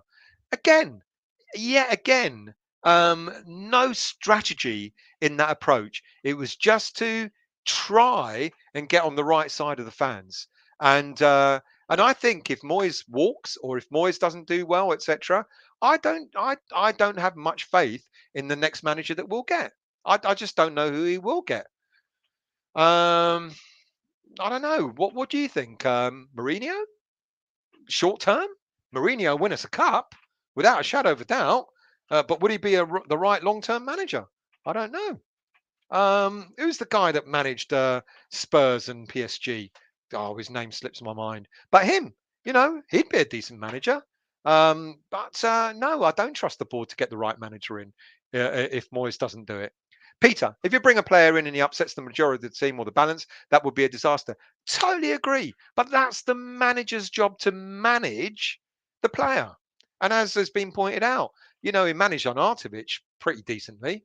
Pavan, Rice loves West Ham. Got to keep him. Happy with some new names in the squad. We got to keep him. But let's be realistic. Let's be realistic. And we know he's going to go at the end of next season. Sharky, go and get Cornett or McNeil from Burnley. If you were there earlier on, talked about that. Salthouse out. Yeah, I know. Miss Fredericks. Why? Gary, I actually like Fredericks. I actually thought he was a good player. He just kept getting bloody injured. I really do wish him well at Bournemouth. I bet he doesn't get injured once at Bournemouth. Gary, why does Moyes keep looking at Watford players and Burnley players? There are some decent players there, Gary. I think we wouldn't be too bad a shout to get some of those players in. Dennis, Cornet, as people have mentioned, and so on. Good evening to you, Luke. How are you? I hope you're well. I think you might have missed my rant, mate. Peter, Anton Jones, do you fancy Warburton? Anthony Jones, do you fancy Warburton as our next manager? Is he that good? Would he be able to handle Sullivan? Food for thought. Dan, I think it's too easy to say not a signing. I think it's too easy to say no to a signing. But if Moyes wants them, you have to put your trust in it. No one wanted Lingard, Dawson, and they didn't turn out too bad. Absolutely agree, mate. Absolutely agree. Anthony, Peter, not for me. Just think it's strange how he got to us. I'm just suspicious. What did Peter off? I can't remember. You only mentioned it 30 seconds ago. Vinay, 10 days there were fans channels that were celebrating the signing of Lingard. Must have been a parallel. This is it, Vinay. This is what I was on about. And I'm sorry I ranted and maybe a bit too long, but this is exactly my point. We were told a number of weeks ago, excuse me, that Lingard was a dead cert. It was bang, bang, done, deal done. Danjuma, deal done. Everything was done. And then all of a sudden, it's not done. Oh, and it's because there's complications and there's this and there's that. So why are we being given stories that are half truths? Again, that's why I said from from fiction to fact. Because some of the things that are out there, because we don't want to question it because they come from certain sources. We sit back and we go, yeah, we are going to sign Lingard. Yeah, we are going to sign Danjuma. And it's like, what? We're not going to sign them. Why aren't we going to sign them? Didn't they say that we were going to sign them? Who the fuck's fault was that? Fucking GSB. Fucking fucked it up again. When maybe there was no story in the first place. Sean, ITK's no fuck all. They just do a better job than most scanning obscure source articles. Interested? Can't be disproved. Yeah. Anthos, thanks still later. Good night to you, mate. I know it's 2 hours. I'm coming over again soon. This time we've got to meet up, Anthos. I'm going to make you stick to it. Dream Villas Marbella Spain. Haven't seen you in ages. Yes, I agree. I hope you're well. Yes, I agree. We need to definitely replace the 4 players that have left. But don't forget, we're still short when we had those players last season. So for me, I think we need another 6 or 7 players. Look, I think I put my money on 6 players. I want us to get 6 players, and we've signed 2 already. I'm going to include Areola on this. So we've got 4 players to go. 4 players to go, so long as they're quality players who will make a difference. And Moyes has tied a noose around his neck. He's come out with a statement of, I want to get better than what we got tonight. Well, fucking hell, David Moyes. Get good players. Get good players. Forget this thing about looking at the likes of Phillips that we were looking at and Nunes and all these players. Get decent players for the right money that are going to have an impact at West Ham United. Forget all this, we're Champions League. We're not. We're not a Champions League team or a proper Europa League team now. We've fucked that up, you know. So get decent players who are going to do a good job, not only in the Premier League, but also in the Europa Conference League. Get the players for 20, 30 million. Forget this 50, 60 million malarkey. Mice Collective. I'm an IDK. I have agents in all kitchens and dark corners. Trust me. I found this thing on oh, I found this Twitter account the other day just by chance. You know, I don't do Twitter, and I have to go on there to promote the show, and I keep fucking forgetting to do that as well. And I found this ex neighbor. It's called. It's got well, you know whose picture it's got, you know, in its icon, ex neighbor, and he talks all about. He comes like, I live next door to X, and I've got my glass to the wall, and I listen to all the transfer stories. It's hilarious. It is comical. Anyway, I don't know why I said that, but anyway, Luke, bloody hell, Stel did just say this show's plan. Bloody hell, did Stel just say this show is plan? Well, no, I plan all the show, but I didn't plan to rant the way I did, to be quite honest with you. I had notes and I forgot to look at them. Lawrence, I got what you mean now. That was all over the place, wasn't it? Lawrence, hello everyone from Lexington, Kentucky. Happy 4th of July to you guys over there. Thank you for joining, Lawrence. Much appreciated. Andrew, surely we can cope if we only sign 2 or 3 players and use the kids. Yes, if we use the kids. Guff, you like that word, don't you? Mandy, did you really fall asleep? Only problem with free agents is that they ask for big wages, which affects our wage structure. Well, you know, if people know that that's how the wages are structured, that actually the base salary is, I don't know, 100 grand a week, and then another 20 or 30 grand a week is for the signing on fee, you accept that because you know what the structure is. How far am I? Still half an hour away. Um, Scott, we believe the news because we're also so we want to fall for it, don't we? We want the information. We want the information. We want to fall for it. We believe that this is, you know, what we're told is true. Pavan, I think if we don't get no one this week, everything will get messy. I think Rice will be so disappointed. It's not just about Rice, you know. It's not just about Declan. Um, what else we got? Mice again. I'm psychic. I will prove it. I think Moyes is after Lingard. There you go.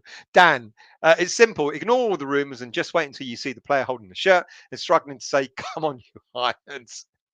Sean, 6'2", fantastic website, mobile friendly too. Check it out, especially the transfer. It is. It's brilliant. It absolutely is. Mandy, Stella's worked so many hours on this info. Thank you very much, Mandy. Even if you did fall asleep. Daniel, good evening to you. Still, do you think all clubs conduct their transfer business? No. But this is the other thing. This is the other thing, Daniel. Can't imagine a club like Liverpool doing this. They identify that. Look, first of all, let's look at the bigger clubs, yeah, or the richer clubs. They don't have this problem because they know they've got the fucking money to buy the players. You know, so they're not going to be like, "Go on, what's going on here? Why haven't you signed that player yet?" I bet they're going like, he only cost 30 million. What are you doing buying the bottom of the pit barrel of the players? You should be signing every player for 100 million. That's probably what those fans do. But I guarantee you, we're not the only club in the Premier League that has this issue. Let's not forget, we've actually done some business. Some Premier League clubs have yet to do any business at all. Man United, I don't think they're about to sign someone. They signed Ericsson on a free today. You know, there's some clubs that haven't done any business at all. I bet you some clubs, their fans are just as on it as we are. We live in our bubble, don't we? We live in our West Ham bubble, you know, and we think that we're the only ones that openly do business. But here's the interesting thing. You know, I said this a lot earlier in the show, Daniel. You may not have heard it. You know, we were told at the weekend very reliably, and not from a source that any of you think. You know, not from X or any it's Clarence and Hugh or anything like that. But we were told very reliably that the board have no idea who David Moyes is targeting, and the reason for that is because he keeps his business to himself. Look what happened over the last couple of seasons when we have a player injured and he gets asked, "So how long is Ogbonna out for? How long is Zuma out for?" "Oh, well, you know, just assessing him. He'll be back when he's back," sort of thing. Never gave anything away. And he does the same with windows, transfer windows. So here is proof of we've got hundreds of names out there that we're apparently going for. We're going for Hickey, we're going for Danjuma, we're going for Lingard, we're going for Broja, we're going for all these players, etc. And yet the board apparently don't know who David Moyes is after. Because David Moyes has not told the board. So when he actually identifies them, then he'll tell the board, I want you to sign his check. You know. So now the reason why I'm confident I believe that is because the person that told us that there's no reason for him to bullshit. There's absolutely no reason at all. And so I believe 100%. I believe what this guy's telling me. I can't tell you how I know or why I know, but trust me, he's not an established ITK. He's not someone that you would go, oh well, obviously so and so said it, so it must be true. You know, but I do believe what he told us. You know that David Moyes has got a list of players who's going for, and then when he's ready to, just like again, now look at again, the club never came out and said, yes, we're in for again, or no, we're not. Yeah, signed him. Ariola, when we're going to sign him? When we're going to sign him? Okay, that was an easy one. But apparently David Moyes has got a list and the board don't know who he's after. I should end there, but I've got a few more comments to catch up on. Gary, Moyes takes too long and other teams nick the players. That, I believe, could be true. If we're really after all the players that we're linked to. 12 players at the training ground waiting to sign right now, but not a single pen to be found. Anthony, who stole Lingard's watch? Was it Moyes? Apparently, here's another story. Apparently, that story is that Ben Rama got blamed for that. I don't believe that for an absolute minute. I absolutely don't believe it at all. That poor, I mean, but someone came out with that. Someone came out with the rumor that Ben Rama, fucking what? What? He's on about 80 grand a week. He can buy 10 of those watches. Jovi, well said still. Have nailed it about West Ham fans, social media, clickbait. Couldn't agree more. Thank you. I'm so glad because I thought I was going off on one. Well, I did go off on that. Chat is very, fuck me, it's interactive. You keep me on my toes, you lot. I'll tell you. Peter, one of the few channels on YouTube where everyone can have their own view without being shouted at. No, everyone's got a view. I may or may not agree with it, but you guys, you have your right to say. I wish someone had texted me to come on to have a chat with me about it. I really do. But there you go. Oh, Daniela, I'd love to come on, and I'm about to finish. I've just read it. Sorry, Daniela. Pavan, it's sad that we turn up every game in full houses, then you see there still ain't no ambition.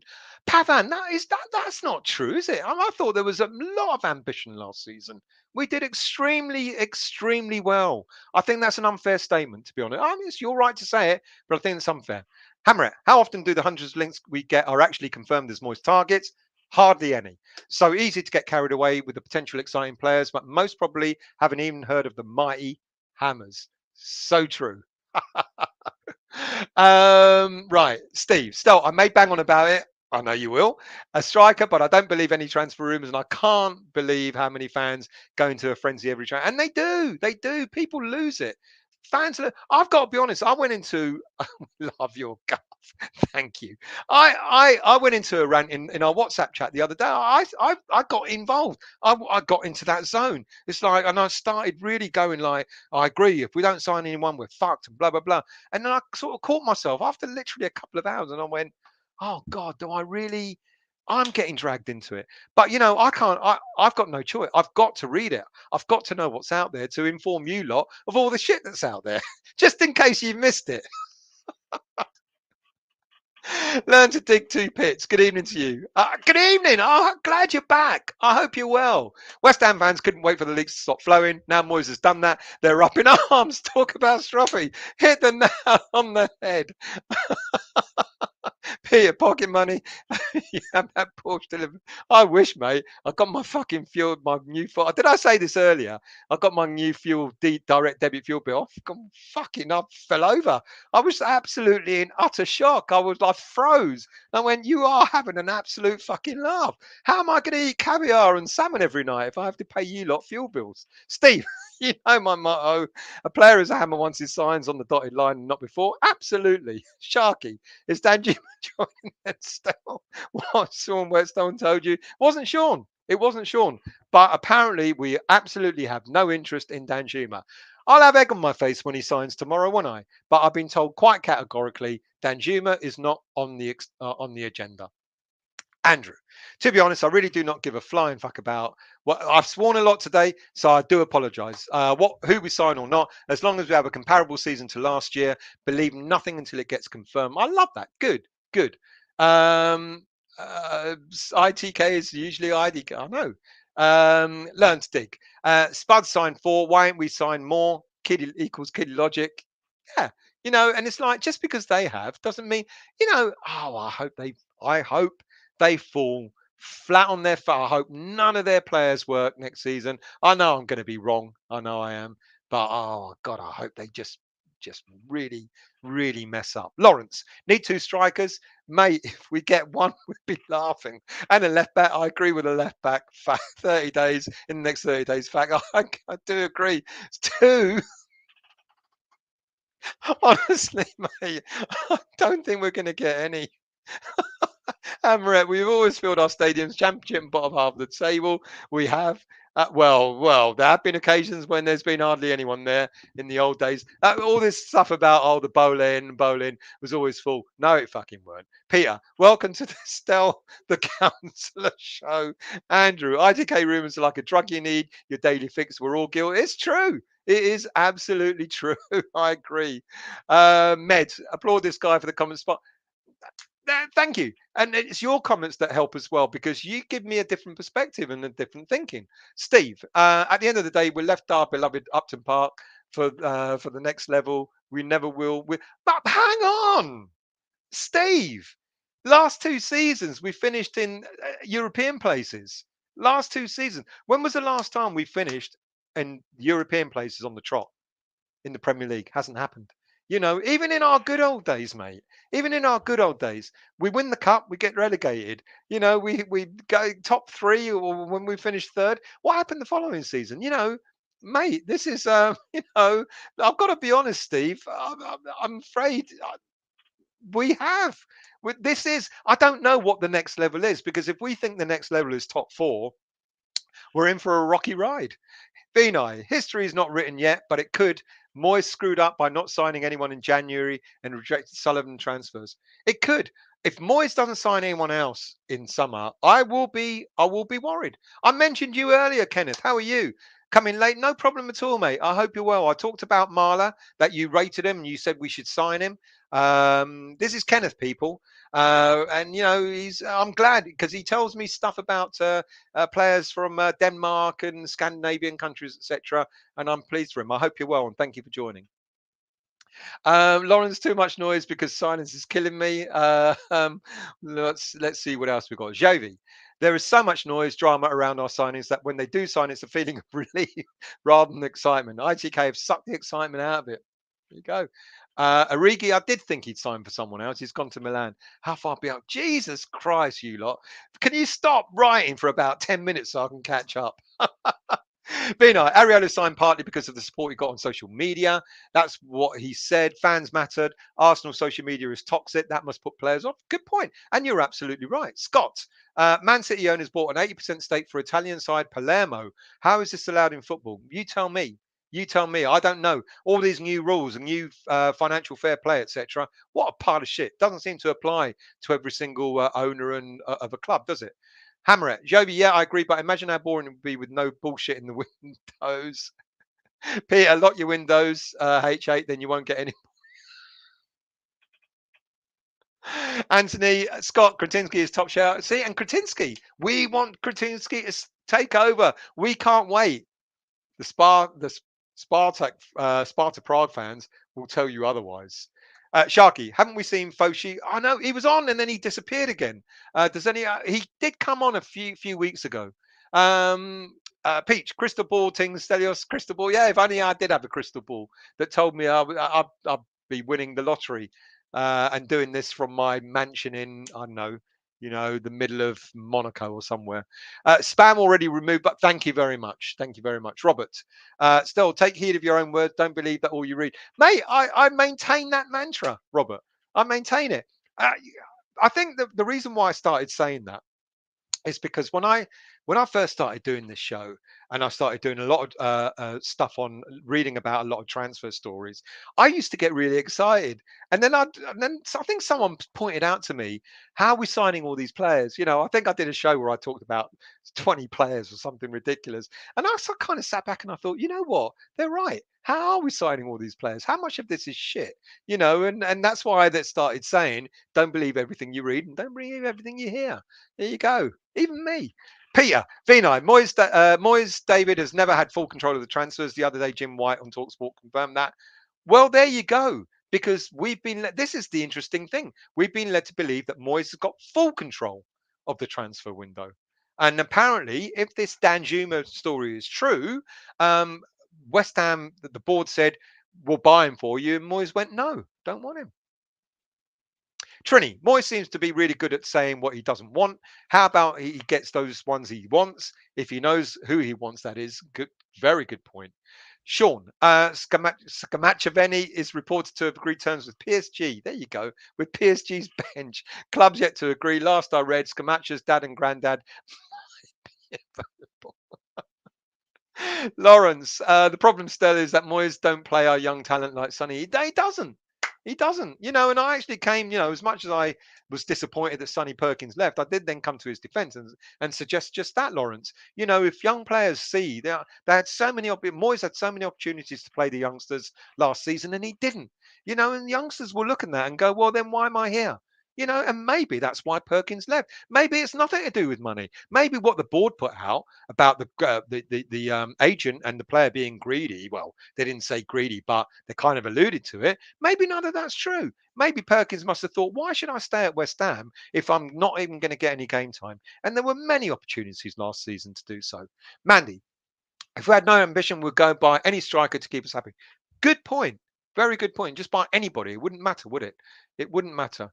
We had Sonny, but Sonny Perkins was not ready, Lawrence. Not by a long shot, to be quite honest with you. John, Spurs will F it up all again. Don't care who they sign. I agree. I don't care who they sign either. Hammerhead. Yes, Peach. Hope to see you go live later. Peach, mate, I'll finish so you can go live. Sorry, I didn't know that you were waiting to go on. Sean, Anthony Jones, I'd like to see that. Looks lethal in front of goal. Holds up play. Who did Anthony talk about? Let's go. Let's see if I can find Anthony. Scamacha has nothing anymore with his male family side. Scamacha has nothing to do anymore with his male. Why? What's going on there? Scamacha. I did talk about him a few weeks ago, but then I was like, don't know. Doesn't Sassuolo want silly money for him? James, this time last year we were melting down because Everton had spent so much in the window. Good point. Good point. Let's try and catch up with the chat. I'm wilting. Scott, Anana, Lang, Lingard, Broja, Hickey. If we get them, I'll be happy as Larry. Anana, I'd like to think so. Lang. Oh, Noah Lang. Yeah, attitude. So Moyes won't get him. Lingard, how long? Broja, how long? Hickey apparently is on his way to Brentford. Apparently, I don't know if he's already signed. It was a fantastic. Thank you. It'll go down in history. Mihailo, I understand the fact that clubs have more money than us, but tell me, did you see ambition against Brighton last game? It was poor. I was there. Or Southampton. It was poor. I was there. January transfer in the most important season. But whose fault is that, Mihailo? People are blaming the board. I don't know. I don't know. As I've said many times, the board will spend money. They won't just spend it wisely or properly or with any strategy. Mate, I'm on nearly 3 hours. Bernie, I'm getting fed up with all the crazy transfer rumours. So who are we going to buy next still? Don't ask me. I really like to think I know, but I have no clue whatsoever. I think there is going to be a player that's going to turn up that we go, oh, oh yeah. I think I actually do think that it'll be a player like Brownhill. I'm not kidding. I actually really do. I think it will be someone, and you may not like it, but it may be a player like McTominay. I think he's going to look at that central, or Onana. He's going to look at that central midfield, and he's going to go, "I need someone solid there. No great shakes. Someone that's just a solid footballer to stand next to Soucek or Declan or both when I play different formations." And that's what I think. Yeah. Um, Pat Klopp turned us down when we signed Blip. Klopp. Uh, the few Emery, apparently he was another one that turned us down as well. Mandy, how many of Pellegrini's signings of Moyes have sanctioned? Good question. Maybe, just maybe, Fornals. Just maybe, and even then would be a question mark because Moyes has turned Fornals into from a number 10 into a solid midfielder. Robert, I heard we have agents in secret squirrels in Morocco. Oh, Peter, David Moyes has done a good job at West Ham considering what he has spent. Yeah, agreed. But there's no pleasing some people. Yeah, really good point.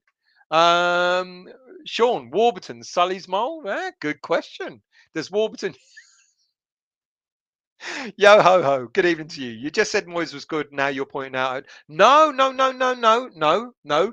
What I've said was clearly he's a great coach. I don't think he's a great negotiator of transfers. Coach wise, absolutely, 100%. Absolutely. But I don't want him to manage transfers. I really don't. Peter, let's hope David Moyes and Warburton finish up a really good partnership. Really good point. Really good point. Paul, how much bread for? Stop it, Howard. I'm going off soon. I'm still 15 minutes behind. James, good day. All a bit late. Just one more would keep me happy before what pre-season. Mice Collective. Warburton was also the backup striker, so don't worry. Howard Crumpet, cost him crumpets. Daniela. Yes, they go on Man U and Chelsea. There you go. They do. It's not just us. It's not just us. We all Warburton's a master baker. John, I don't know how a man of your age has kept it up for so long. I'll let you into my secret later, mate. Sharky, French attacking player Bay. It's the funny hour, isn't it? Now that's what we're finishing off on. Sean, if Newman's negotiating fees and contracts, surely it's a good thing Moyes keeps the board out of it. Stop the leaks and sabotage. No, no, it is. It is. I don't get me wrong, but he's a scout. He's not a director of football, is what I mean. Epic. I still believe it was Alan Irvin who stole the watch. John, was Lingard's watch a TikTok watch? No, it was a lot more than that. Lawrence, thank you very much, Lawrence. Much appreciated. I'll tell you what, lads, that's it for me. Last one from me, and last one from me too. If Deck is off next year, who would you make captain? Oh God. If Declan goes next year, who would I make captain? It'll probably be. I was going to say Bowen, but it won't be Bowen. You know what? If Declan leaves next year, it'll probably be Diop. He was captain of his team in France. Can't remember where we signed him from, but he was the captain of the team in France. Next time, Daniel, absolutely. Yeah. If we keep Diop, I'm going to say Diop. There you go. I bet that's woken you all up, hasn't it? Martin, you could have Daniela on the next time. Absolutely. Yeah, I do apologise, Danielle. I really do. Trini, people get I've gone bananas. Yeah, Trini. People forget historically the Spuds buy a lot of players every season. Yeah, what have they won? Absolutely. I think though, mate, I'm really worried that they're fucking going for it this season. They really are. Um,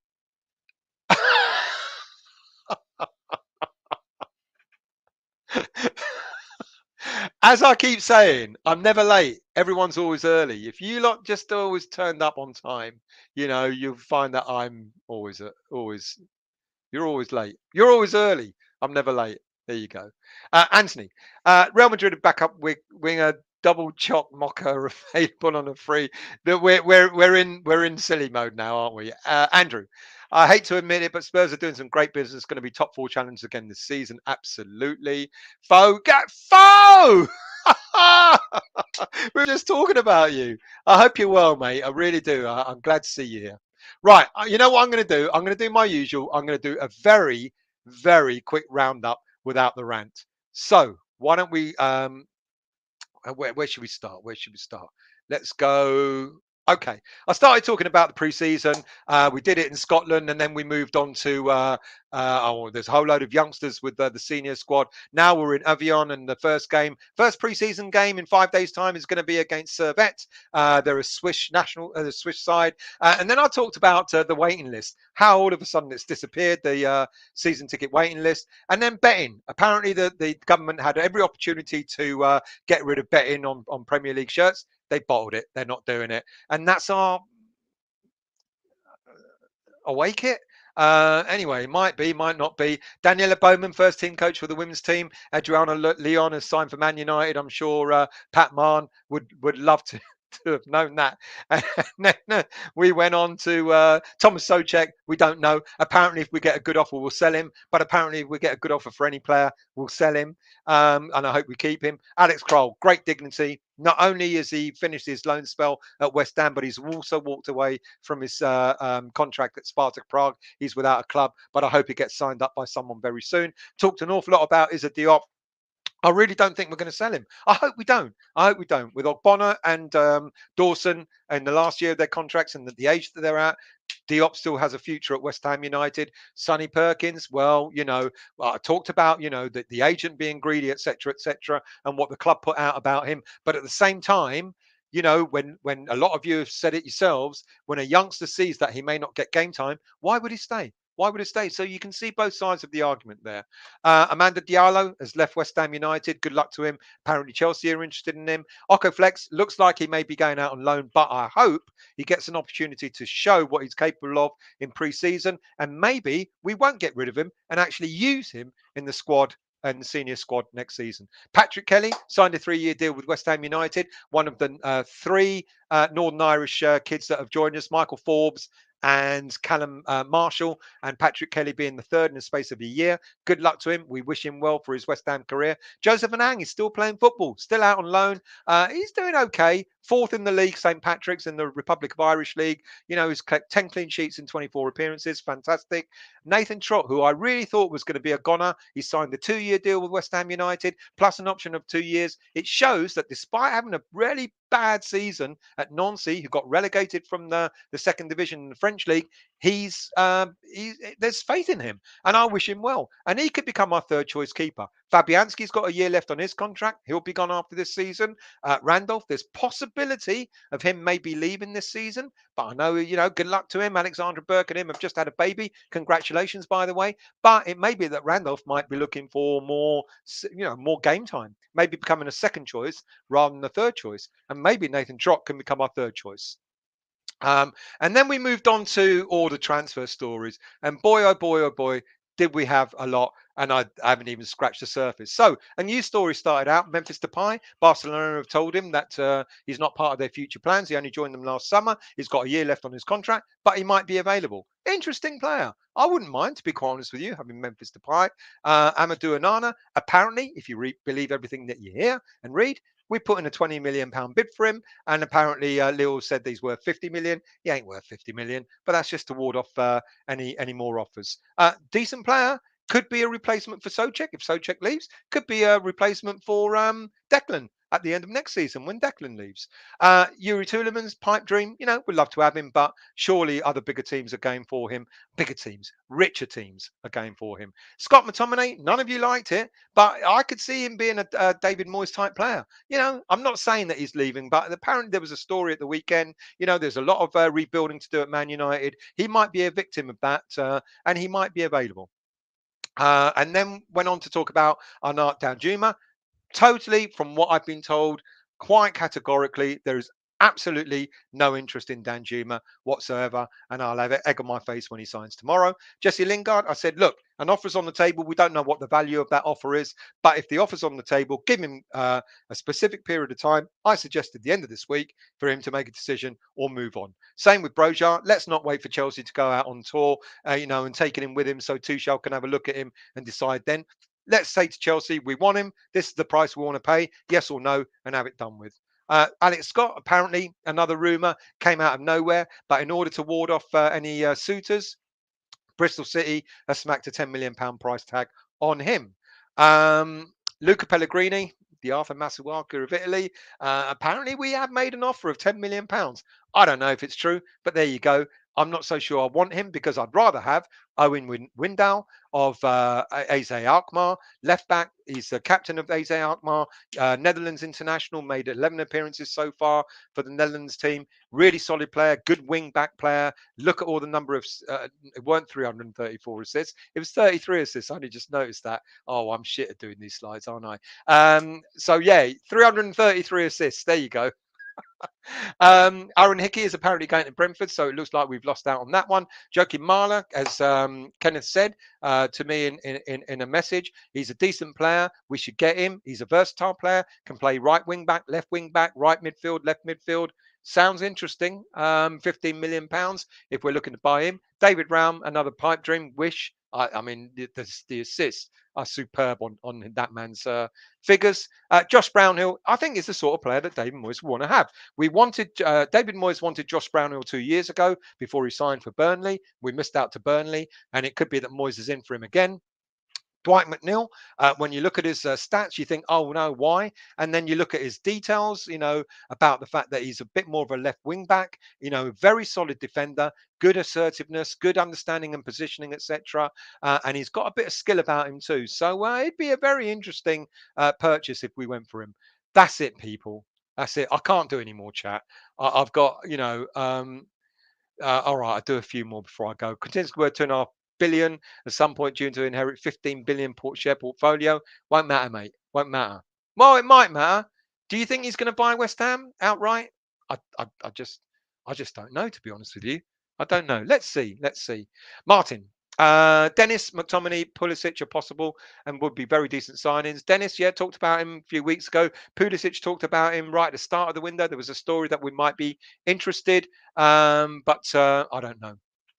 Steve, gotta shoot, guys. The stepdaughter's just gone in. Oh, Steve, mate, good luck to her. Congratulations. Hope it all goes well. I'm sure it will. Please let us know in the next show, boy or girl. Daniela Mihailo, you can't use 2 or 3 bad games to say with no ambition. If we're finishing 10th and below, yes, and signing all our best players, then you can say no ambition.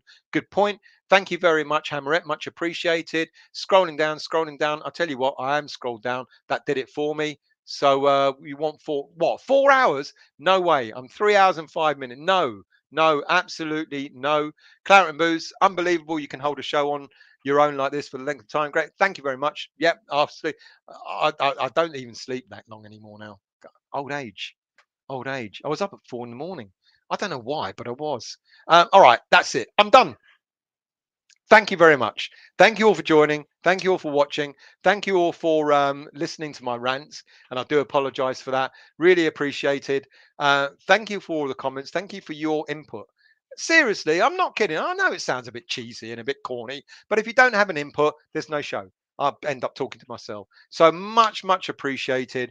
Thank you very much. I'll be on with a couple of pre-recorded shows throughout the week.